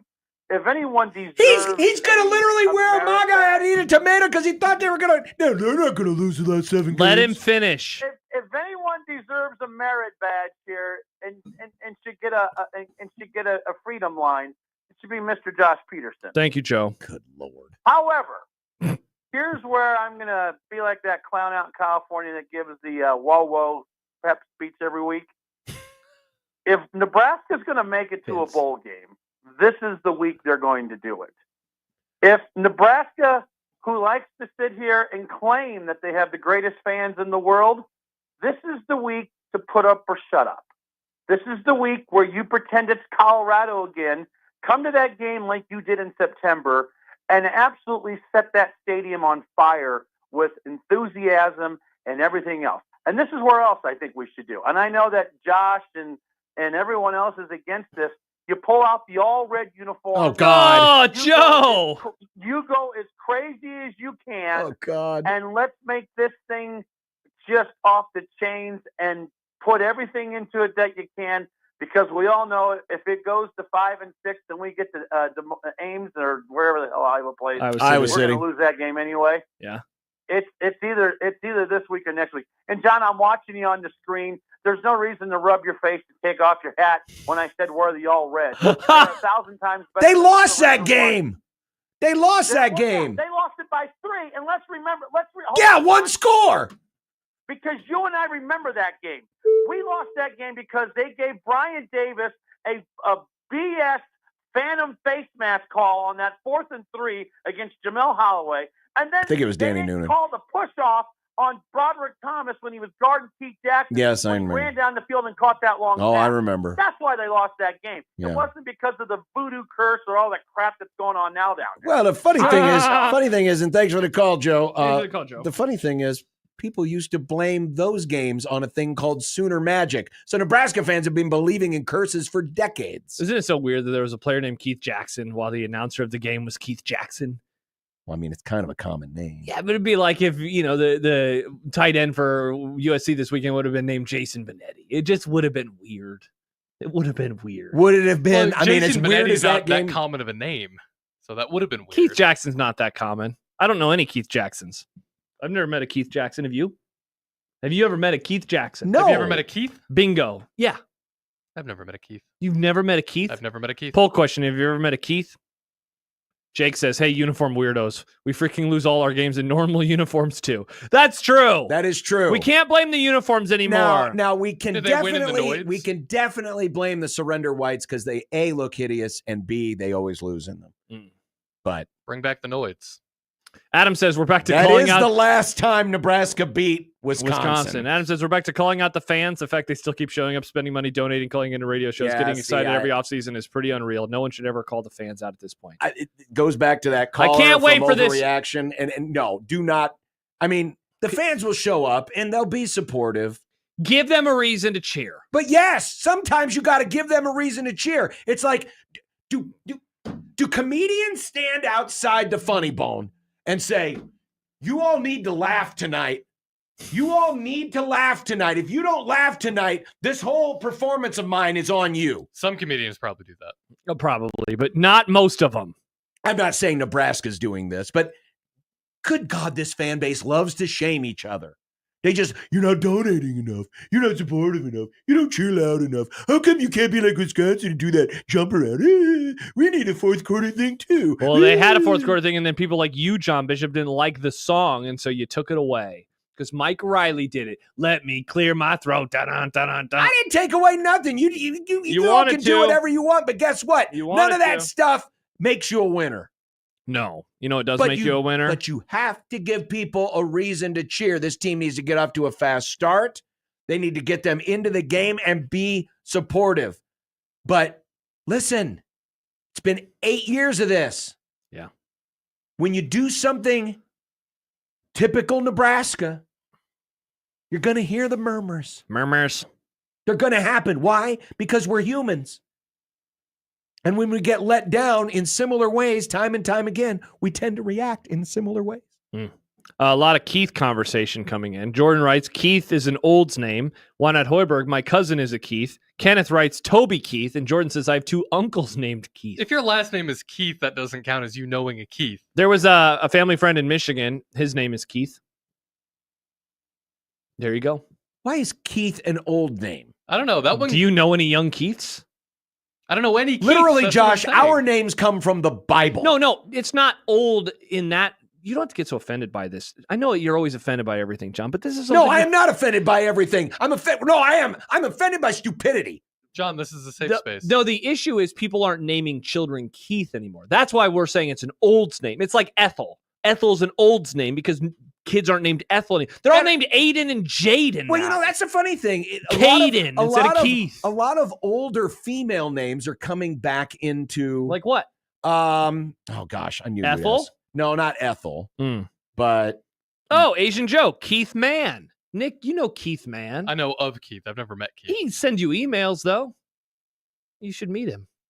Say hi, In Keith. 2023, Keith was ranked 715 in popularity. Bingo, That's old according name. to the Social Security. Yeah, now look it up in like the 50s. Oh, Nick. yeah, I bet it's going to be like number 8. Keith okay. is the Nebraska football Eleanor. of names. Here's Eleanor. Keith peaked in 1967. Eleanor. Bingo! Eleanor is back? Eleanor is back, Eleanor according is to the back. Social Security.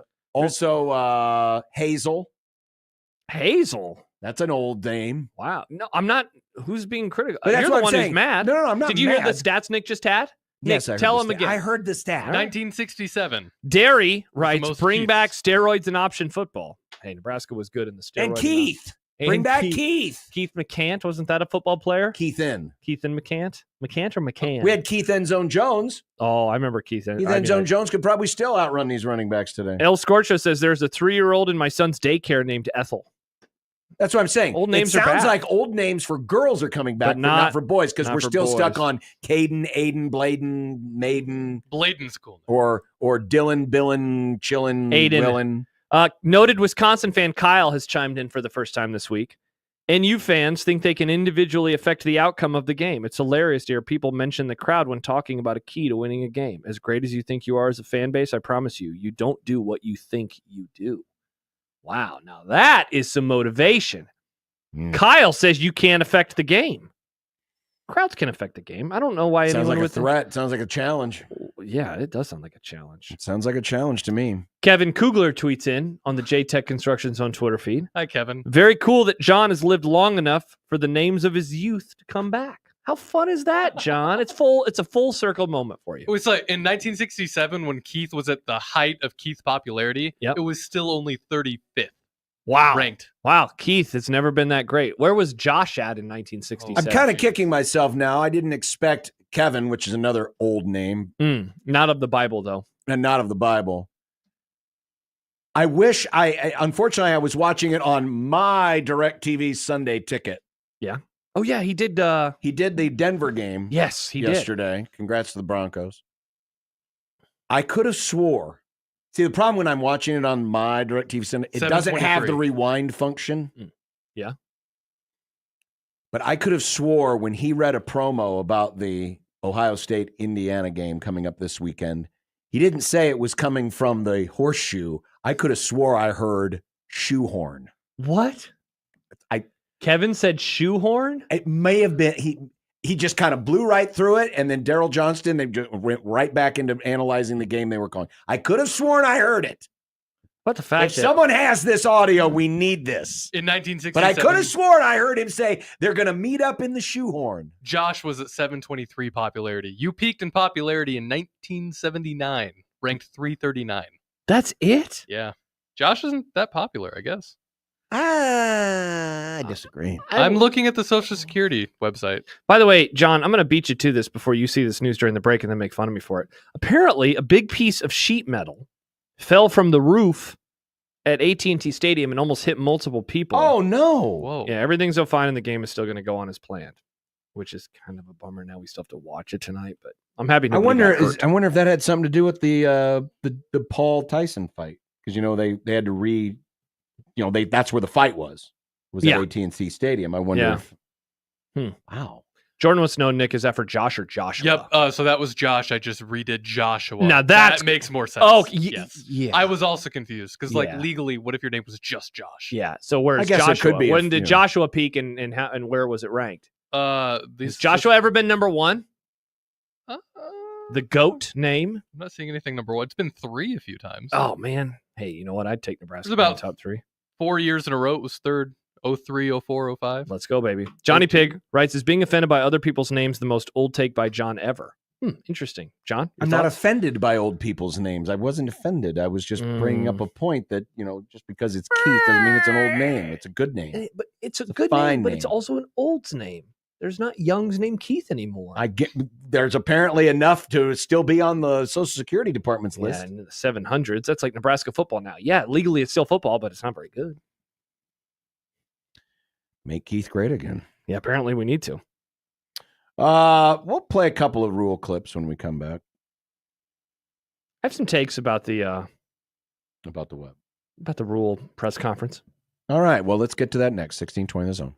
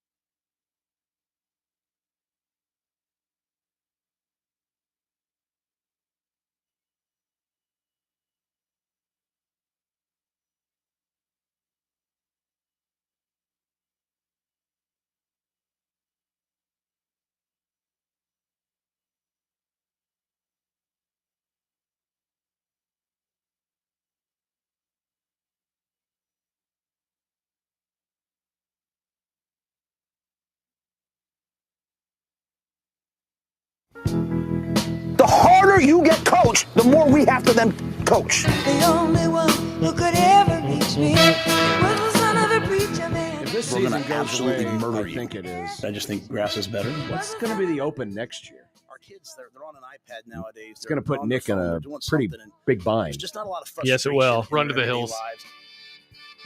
It's a good one. It's 4th and goal every single day in our building. A lot of times coaches will say, like, hey, we're going to keep it vanilla. We're not. It's painful right now. It's painful. It's painful. You want me to stop this? No. Steve, I'm really starting to hate this damn song. Or I'm starting to really hate this damn song. Got to put the really in the correct spot. Did you want to comment before or after we play some of these quips about the press conference? Your general. I can say it now because then maybe it causes you to listen to it with a different ear. Oh, so you're trying to put a slant on it. Maybe I am. Find a new slant. Nice job, Rachel Maddow. Trying to put a little slant on it. Wow. Call me Hannity. Or Sean Hannity. Or whoever's on that American news network that what's his name, Gundy watches. Yeah, I don't know any of the names. Nick, help us out. OAN? I bet his name is Keith. Yeah, there's probably Keith on OAN. Dude, he's grasping for straws right now. I don't think he has anything anymore. At least right now with this team, I don't think he has anything. It's hard. I think these it's painful. I think these press conferences have now reached painful territory. Ooh, okay. They're painful. Okay. They're painful. They're painful. Let's start with number 3, Nick. One of the themes of today was, man, it wasn't just about winning the 6th game, but also doing it for the seniors. I expect everyone in our program, every coach, every player to throw everything they have to help our seniors go make that happen. And but I don't want to underestimate the impact of seeing it happen. Like, Jamari and Marquise, before I came here, Jamari Butler and Marquise Buford asked me if they could come back for another year. And the fact that they want to stay in the program to me is, that's great. But I think they see what happened to Ty. They see the acceleration of his career and want to do the same thing. So I couldn't be more grateful to those guys who did come back and what they've shown to the younger players. Is there too much focus on that? Is it like I heard Happer and Josh talking about this today, and it's almost like it's got to be the older players who are playing, and they were talking about it in relationship to like the defensive backs, because like they're the ones who need to get this, like, be on the field for this, streak to end. I don't know. Again, there is so much focus on getting to a bowl game, which I know we're doing it too. But like to the point where I just think it's one giant detriment to everything, because it is like, we have to win a close game. I loved what Mitch Sherman said earlier. Just say like you want to win. Like, why does it have to be close all the time? Why can't you go into a game saying we want to win by 20? Why can't you do that? So maybe now I'm grasping at straws, but I don't know. Here was a couple quotes on the first game with Dana Holgorsen. Number 5, we'll start with that one first. And just, it's still about getting the guys to execute the plays that are called. Number 5. As I pointed out to the guys, there's no new plays, right? Like the touchdown to Emmett was drive pout, which was the first down we threw against Colorado last year that, Borkacher caught the backside dig. It's the same play. We threw the check down to Emmett. It's just, I think Dana's done a really good job of coming in and kind of saying, hey, here's things we're going to do, and we're going to practice them this way. But we left a lot out there offensively. I mean, there weren't a lot of big plays, and there could have been some more big plays. There's field goals in the red zone, not touchdowns. We had some opportunities for guys, some guys to score in the red zone. We just didn't make it happen. So, so I'm encouraged by how cleaner it looked, but also expect more. We're gonna have to score more points to win games. The more time has passed, and I know we talked it ad nauseum last week, the more I am convinced this move to Dana Holgorsen was not as much about the offense needs to be better today to win a game today. It was more about the bigger picture and needing to show people that we're willing to change things. So it's an answer to the criticism? I think that's part of it, but I also think it's maybe to placate some folks who might be thinking about other options if other options are made available to them, which they likely will be, because it's an era where now there is no such thing as loyalty. Interesting. I will say this in agreement with Rule. I did think that the offense looked different in some ways. In the end, the results were basically the same, right? They finished with 13 offensive points. Mm-hmm. And 3 of those were the ones that were set up by the fumble. So they had like they had 2 scoring drives, 10 actual points, but they did leave points on the field. So like while it was similar in that regard in a variety of ways, I did think that there was different concepts. Bonner, we talked about him a few minutes ago. I did think that they were trying to get the ball out quicker. I thought the run game looked a little bit different. But Jordan says that a quarterback missing open receivers doesn't help any offense. Like that's the thing. Like, there was a criticism that I saw on Saturday from a couple of people, like on the play where Banks was wide open. And it was like, just run the ball. It's 3rd and 2. Just run the ball, get 2 yards. And I say, yeah, but the play worked. It was executed in a way where it should have been an easy touchdown because Jamal Banks was wide open and he would have scored, but the quarterback didn't throw to him. And so it's like, I don't know how I can be critical at that play call. Yeah, maybe you should try to run and pick up 2 yards, but you also would have had a touchdown if you would have thrown it to him. So, the play would have worked if it would have been executed correctly by the quarterback. Here's Matt Rule using an interesting analogy when talking about just the mechanics of incorporating a new play caller with 0 experience with this team. Number 6. It would be like you guys, having to write this on a deadline and having to write it in Italian with a translator next to you. It'd be hard, right? Like, this is all new language. We're in 2 minutes, and I thought Glenn and Garrett did a great job of helping.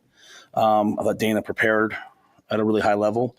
I think that will only get better and better and better. And again, that I left that game, as I said, feeling encouraged about, hey, the offense is at some point here going to really take off with kind of the direction we're headed. Which then again begs the question: why did you want to do it then so badly? I did. I laughed when he said that. I thought it was you. When like last week he said that it was going. It was going to be better than they expected, or things were going better than they expected, whatever it was. And then today he's like, yeah, it's like, speaking a different language. It's like, okay, well, that's a little different tone, compared to what it was last week. Of course, like this is what you would expect. It's going to be difficult. He is calling plays, in theory, directly into Dylan Raio's headset. Yeah. That's got to be really hard. Who's arguing otherwise, Right. And so. Which is why, again, I don't know if it was necessarily a short-term decision as much as it was a long-term decision. Yeah. Or just trying to show some things.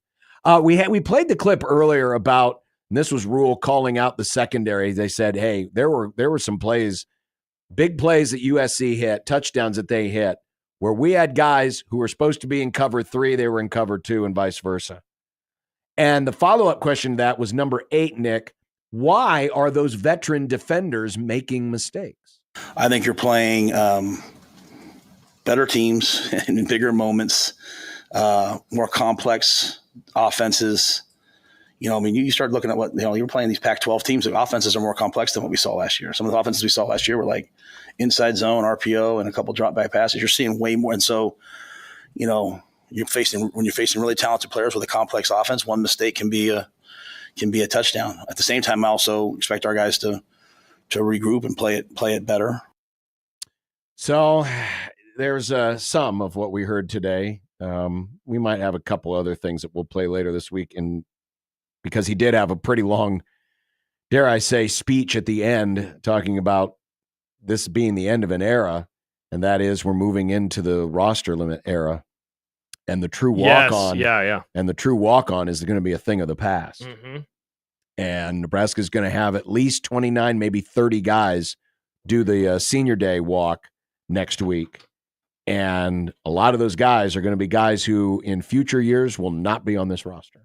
And I thought he had some interesting things to say and about that. We'd like to acquiesce to the listeners. Let's get Rick's call before we go to break and bring in some content, because there were some weird things that happened this weekend. Mm-hmm. Rick, what's up? Hey guys, thanks for having me on. I appreciate it. Yeah, man. Sometimes I can't. I agree with you guys. You always hear that this is for the seniors. This is for the seniors, and scratching my head a little bit. I mean, some of the play. I'm going to start on the defensive side of the ball, and you guys kind of hit on it a little bit. But man, 2 and 8. I hate to call players out, but 2-8 have just played so bad. I'm scratching my head and thinking, what is going on over there? And then on the offensive side of the ball, I don't know if 24 is a senior with COVID and everything. You kind of get lost in the years, but you can't have too many more left. Seems like he's been there forever, and it's mind-boggling. There's got to be a tight end that can move a little bit better. And I love the kid. I mean, I do. I've rooted for him. But at what point? I mean, these guys see him every single day at practice. We see it for what? 3 hours, 4 hours on a Saturday. Yep. What is going on down there that they can't see? There's got to be some changes, and it's hard. It's the school of hard knocks, right? But when there's millions and millions of dollars at stake, doesn't some changes have to be justified? Rick, I couldn't agree with you more, man. I am perplexed still at their use of Fedoni. It is baffling to me that they think he is something that he is not. And whether it's because of the injuries or whether it's because that's just never been who he is. Yeah. I don't understand it, And we jokingly said it last week. Watch, they'll do a tight end screen with Fedoni. They'll give him the ball in the flats, whatever it is. Like, he cut the ball and he basically stopped. And he tried to shake a guy, and then, I mean, it would have gained like 2 or 3 yards at most, so it's not like it was going to gain a bunch anyway. And then it gained nothing. It is super, super confusing. I don't understand it. I'll never understand it. And this goes way beyond the whole bit with last year. He's not that type of player. I think he can be a better player over the middle. He's not very fast. He has no shake to his game. No. But he can still be involved in the offense. I think that can still happen, but getting him the ball there in that kind of space isn't going to do anything. I don't know if they've ever run a play like this, but I saw it run, several times yesterday in the NFL, but some rollout concepts where you get a defense going one way and then you roll your quarterback and you drag your tight end across the formation out into the rollout side of the field. And just throw a quick little 5-yard pass while he's on the run. And that usually is good for 8 to 10 yards every time it's run if you set it up properly. Yeah. I think those types of plays he could be good at. Yeah. But we don't see those kind of concepts. We don't see a lot of what to me looks like traditional, and I'm going to use the pros, but traditional pro-style usage of a tight end. I don't see that. Yeah, you know what they could be doing, John? They could be giving him the ball in better spaces. Did you know tomorrow is a Tuesday, and soon enough it will be Giving Tuesday. A day to celebrate what the Metro can do in just 24 hours. You can donate now through December the 3rd and support your favorite local nonprofit. More details are at 1620thezone.com. That's what you should be doing. Giving him the ball in space. Well, coming up in content, the theme, rear-ended. Next on 1620 The Zone.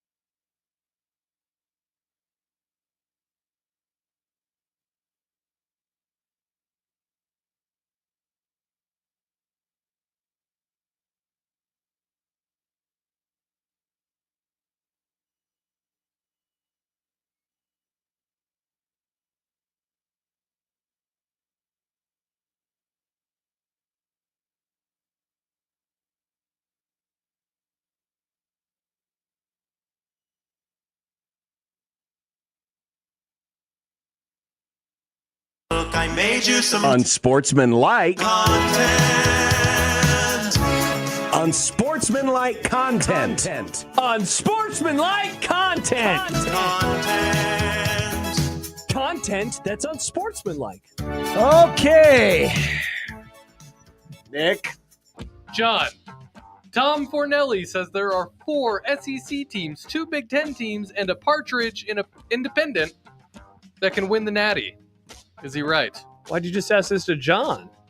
Well, because John directly said, all right, Nick. Interesting. Also, Josh, you can answer this too. So let's game this out real fast. So the one independent obviously is Notre Dame. The 2 Big Ten teams I have to assume are just Ohio State and Oregon. 4 SEC teams. Are we thinking that list is Georgia, Texas, Alabama, Ole Miss? Ole Miss? Is it A&M? I don't think it's Tennessee. I don't think it's A&M. I think it's Ole Miss. Yeah. All right. So is that the list? I think so. And obviously the Big Ten teams are obvious. Yeah, Big Ten teams are Indiana obvious. and Penn State. Yeah, so here's the issue, I guess, with naming. If we're going to name that many SEC teams, why couldn't you name like more of the other conferences? For the record, I do agree with the ACC and the Big 12. I don't think, Colorado or BYU or any of these teams can do it. Like, I know Georgia's super talented, but like on a week-in, week-out basis, I'm not that impressed by them. I know that they have played the toughest schedule, but I could very well see them losing in their first game. Like, the loser of the SEC championship is going to have to win 4 games to win a national championship. Like, there's a part of me that wonders if we are not taking that into account as much as we kind of gamify the rest of the year. And so then am I implying that the winner of the Big Ten or SEC will actually have such a leg up that they should be like the unequivocal favorites? Maybe I am. Notre Dame would have to win 4 games though as well, because they will not be able to get a bye. So that said, I do think that's a pretty solid list. 7 teams, I'd say that's probably about right. I didn't think I would say this, but we might have to prepare ourselves for the possibility that just like in every other sport, 100%, it's all about, as Mike Farron likes to say, getting into the tournament. And once that happens, all bets are off. And that this first playoff could give us a Rangers versus Diamondbacks feel in the finals. I think, especially the way this season has played out 100%. and how it has looked, I think you need to prepare yourselves that we could get 1 or 2 teams that we're not that we're not expecting to play for the national championship. I think back to the preseason, I had Oregon not winning the Big Ten and going to the Natty and winning over Ole Miss, who also did not win their conference. I think it was either a 5 over a 6 or a 6 over a 5. I think that is very much in play, especially depending on, if Alabama doesn't win the league or if Georgia doesn't win the league, like they are. If Ohio State doesn't win the league, we're talking about 3 of the most talented teams in the entire country. And so, like, I know Ohio State, Alabama, or Georgia winning a title wouldn't be like, whoa, that's crazy. But that'd be a 5, 6, 7, or 8 seed, maybe winning a title, maybe lower. Like, be pretty crazy. Grant Cohn, a YouTuber covering the 49ers, tweeted yesterday, if the 49ers miss the playoffs, they should fire Kyle Shanahan, period. Is this a good take? It's an excellent take because the Dallas Cowboys job will be open. And stop. I think it's a great call. Mr. Cohn, you should come on the Grum. We would love to discuss this more. In all seriousness, apparently this guy, Mr. Grant Cohn, I believe he has had many bones to pick over the years with Kyle Shanahan. And just like he did, I went to his YouTube channel to see like, all right, what kind of takes is he giving? And he had one where he's like, walking out of the stadium, my immediate opinions on the 49ers loss to the Seahawks. It's like, how were his thumbnails? That type of thumbnails were fine. Okay. Not as good as yours, Nick. Thank you. That type of crap, I think is stupid. I think walk and talks as media members is very much like people are behind him, like leaving the game.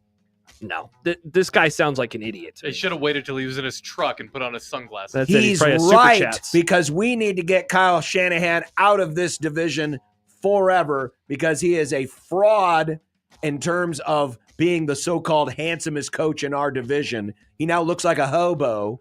We all know who the most handsome coach is and the winningest coach because he has a Super Bowl, unlike Kyle Shanahan does. That's why they should fire him. Well, Make the 49ers really, really bad again. He put out which would be a guarantee if they fired Kyle Shanahan. Put out a video an hour ago. Grant Cohn apologizes for calling 49ers head coach Kyle Shanahan a fraud. He put out a video using his own name in third person. Yeah, and the thumbnail was, sorry, Kyle. Yeah, this guy, that said, he probably makes so much money. I'm sure he does. Man, congrats on the money. Must be nice to just engagement farm and not actually worry about content. Mm-hmm. The Bills' Khalil Shakir, right? Yep. Nice. Took a big hit from the Chiefs' Brian Cook, as called by Jim Nantz.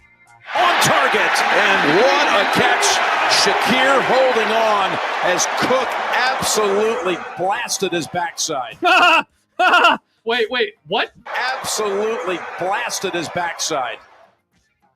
So I'm watching the game with Christian and his friend Ethan, and we all reacted in the moment like, whoa, he did what? Nick, I'm going to the segue real fast and search Pull, P-U-L-L. Pull. In segue, P-U-L-L. I just want to see if we still have, because that reminded me of one of my favorite Troy Aikman drops from Thanksgiving. No, P-U-L-L. My bad. Pull. P-U-L-L. Let's see if we have it in there. There? No, not the one that I wanted. Bummer. Because it reminded me of Troy Aikman when he was talking about Dak Prescott, and he said he started to come, but then he pulls out. Yep. I remember that one. Yep, that was I a very remember that funny one. one. I love when announcers say funny euphemisms like that. Yep. Good work. Good work, Jim. Oh, Jim! Ah! Oh, okay. Well, I was That's going to Nick's do computer. something, and it didn't work. Inside the NBA is back. It's on the air. I mean, they're on the air. Keep going, this Nick. season. As John said, it never went away, but the show will air on ESPN in 2025 and beyond. John, are you finally done being a little poo-poo crybaby about this? Thank you, Nick. Poo-poo crybaby John. I don't know if I like this. Why? Because they're probably going to find a way, and they won't. I don't hate Stephen A. Smith, but I don't need anyone else shoehorned into that show. It should just be the four guys, and I don't want. Apparently, Shaq might not be back. I don't want ESPN to have any influence on this show whatsoever. Why would they ruin things? They let what's his name in the afternoon call Caitlin Clark the B word. You can do whatever you want if you're doing this weird stuff. Remember that when McAfee called her that? Yeah, but screw him. Yeah, so they're going to be able to do whatever they want. It'll be totally fine, John. It'll be totally fine. I hope not. But you still have to watch the ESPN presentation afterwards. Yeah, just watch Inside the NBA. I guess so. This is all you wanted, John. This is your hopes and dreams. I guess. Speaking of the NBA, apparently NBC still doesn't have a deal in place for Round Ball Rock. What? Oh, no!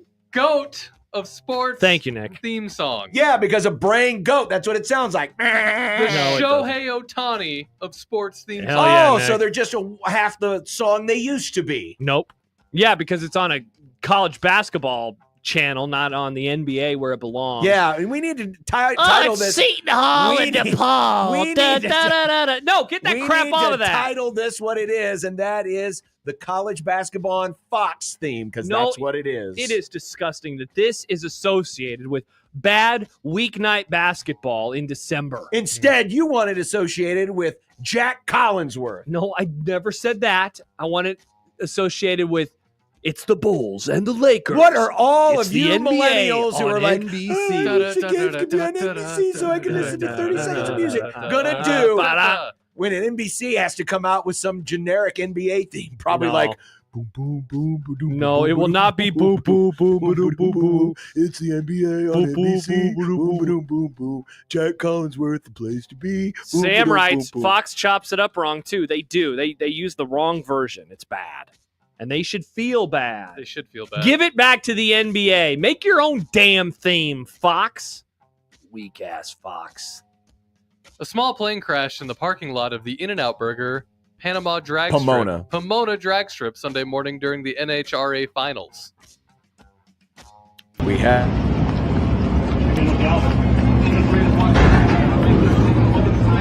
Our airplane just crashed. Out of here! Out now!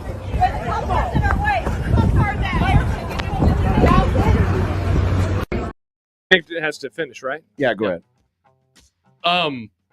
4 people on the plane were injured, and thankfully nobody on the ground was hurt. The NHRA event was allowed to continue after a 2-hour delay. So this was very close to the racetrack itself, but the plane crashed in a lot that was filled with a lot of motorhomes and campers. Yeah. Because a lot of the drivers will stay look there. at that truck. The roof is gone. And yeah, this plane, how they managed to do this without anyone getting killed, A, on the ground, and B, from the plane is amazing. But just weird. There is an airport close by, so that's why the plane was coming in low. I haven't heard yet why the plane came in this low, if they were having issues or if they just misjudged where they were supposed to land. But it is a miracle that nobody got killed. A drag strip does kind of look like a runway. Well, but the problem is, so the plane is actually coming in perpendicular to the drag strip. Mm-hmm. So the drag strip, let's say, is running east and west. It was coming in the north, plane south. is coming in north and south, or vice versa. So that's what happened. Crazy though. Mm-hmm. Finally, the Jake Paul-Mike Tyson fight was the most heavily wagered combat sports event in BetMGM's 7-year history. It gained 4 times the next nearest combat sport. Did you watch? What did you think? I didn't watch a second of it. I heard that the stream had a ton of issues. Mm-hmm. Did you watch it at all? I did. Did your stream have a lot of issues? So it's funny because I had it on earlier because the undercard. You know, I just had just a second TV on while I was watching who was playing UCLA. I think was UCLA playing. Washington. Yeah, I had a football game on one. I had the fight on the other, and it was working great. And then as it got closer to the main event, it started getting worse. It got worse. And isn't that concerning? And it disappeared. But yet, now I know this didn't happen for everybody, but I'd actually dozed off at one point. And you when were I sleepy on Friday. When I woke up, it was still not working. So I just went back in, restarted the app, and it happened to be right at the beginning of the introductions of the fighters. Mm-hmm. And it was fine the rest of the way. That's good. I was stunned because I was reading stuff online how Dude. people were missing out or They having have to come up with a NFL legal- games coming up. They do in And a lot little more over a people are month. Raw. They have Raw coming up. It won't be as many people watching. They that. better get that crap figured out. I saw a quote from Howard Stern.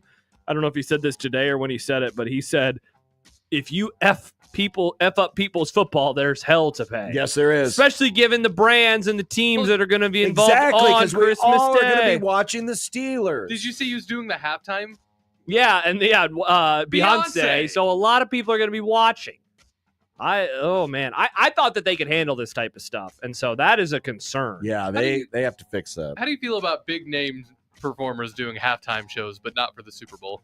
She did the Super Bowl. No, I mean they're doing this and Oh, then. they do it every year on Thanksgiving, so Yeah, very on brand. I don't watch that crap anyway, but It's I did usually watch on the in fight. It was background. I was proud to say the only reason I watched really because you love boxing. Well, it's one of the rare times I get to watch a quote unquote big event boxing because I won't pay for it. Oh yeah, because it's not free because you pay for. It's Netflix. not free, but I know had what you mean. Netflix. Yeah, the barrier for But- entry wasn't there. But my son, who of course knows all about the Pauls and their online antics, he came over to watch. And it was funny to listen to him after the fight's done, get up and basically say, well, that was a waste of time. It's like, welcome to the world of boxing pay-per-views. Most of the Yeah. time, they let you down. Yeah, and you have to pay $100 for it. There you Yeah, go. it wasn't a great fight. Hmm. It wasn't. I honestly think that Jake Paul avoided trying to humiliate Mike Tyson. That's sad. I mean, he is. I mean, it was the 60. second round, and they only fought 8 rounds, 2 minutes instead of 3. And Roy Jones Jr. in the second round is already saying, yeah, Mike's legs are gone. Really? His legs are gone. Yikes. And I think Jake Paul was actually trying to protect Mike Tyson.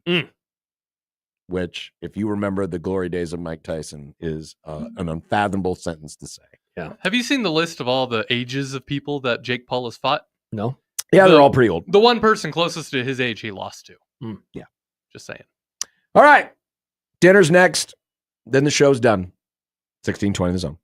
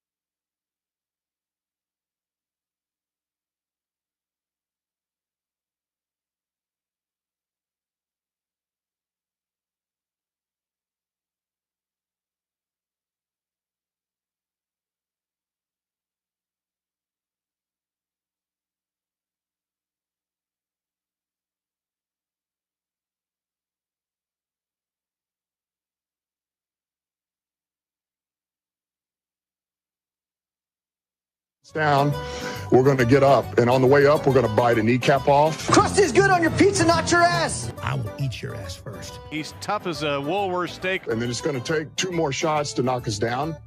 All right, and on the way up, we're going to take your other kneecap. I'm ready to hang them up, gut them, and skin them, and chop them up. You know what? I'm ready. My daughters aren't starving to death.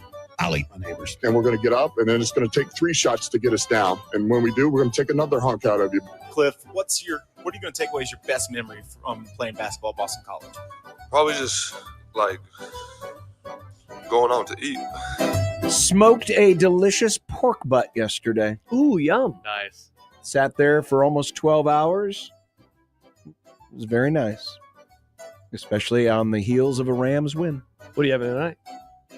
Probably some of the leftover pork butt. We always have leftovers. We had pizza last night. Nick, my wife wanted me to apologize to you. Oh? Because we are having chicken teriyaki tonight, but she is not planning to gentrify it, so you can't make the same joke you always make. Okay. We're having chicken teriyaki. Don't know what else, but how would you gentrify chicken teriyaki? Well, Nick would still make the joke no matter what. So No, I only make the joke if it's gentrified. Interesting. What are you having? Sandwich. No, is it going to be gentrified? Yes. Nice. And that's what's for dinner. Nice. Oh, also, I asked her, I said, hey, the Cowboys game is going to make me sad. Do you think you could make some popcorn for us tonight? And she said yes. So that'll be lovely. You can't even make your own damn popcorn? I'll be watching the game. It takes less than a minute to pop popcorn. Yeah, this is easy. No, it doesn't. Do it at halftime. A minute? I'll be busy. At halftime? A minute? What kind of popcorn are you popping? Do you really have to watch Chris Berman's Fastest 3 Minutes? I'll be doing something. Well, you get the popcorn and it says don't use the popcorn setting. Just put it on the... We don't make it in the microwave, Nick. We're not children. Oh, do you have a popcorn machine? No, we put it on the stove. We do it old school. You use Jiffy Pop? No. Have you never popped popcorn? On a stove? No. Apparently Josh hasn't either. You're not going to eat. I asked her to do it. Maybe some popcorn. I asked. I said, please. And she said, yes. My team sucks. Maybe They some do. popcorn. They do. And I have some Reese's Pieces that our friend Pat brought us last week. I'm going to put into the bowl, and so they'll be all Marissa, if you're melty. listening, make him his popcorn, but put something green in there to remind him of the first place Eagles. No, you don't have to put anything green in there. See you tomorrow. Bye.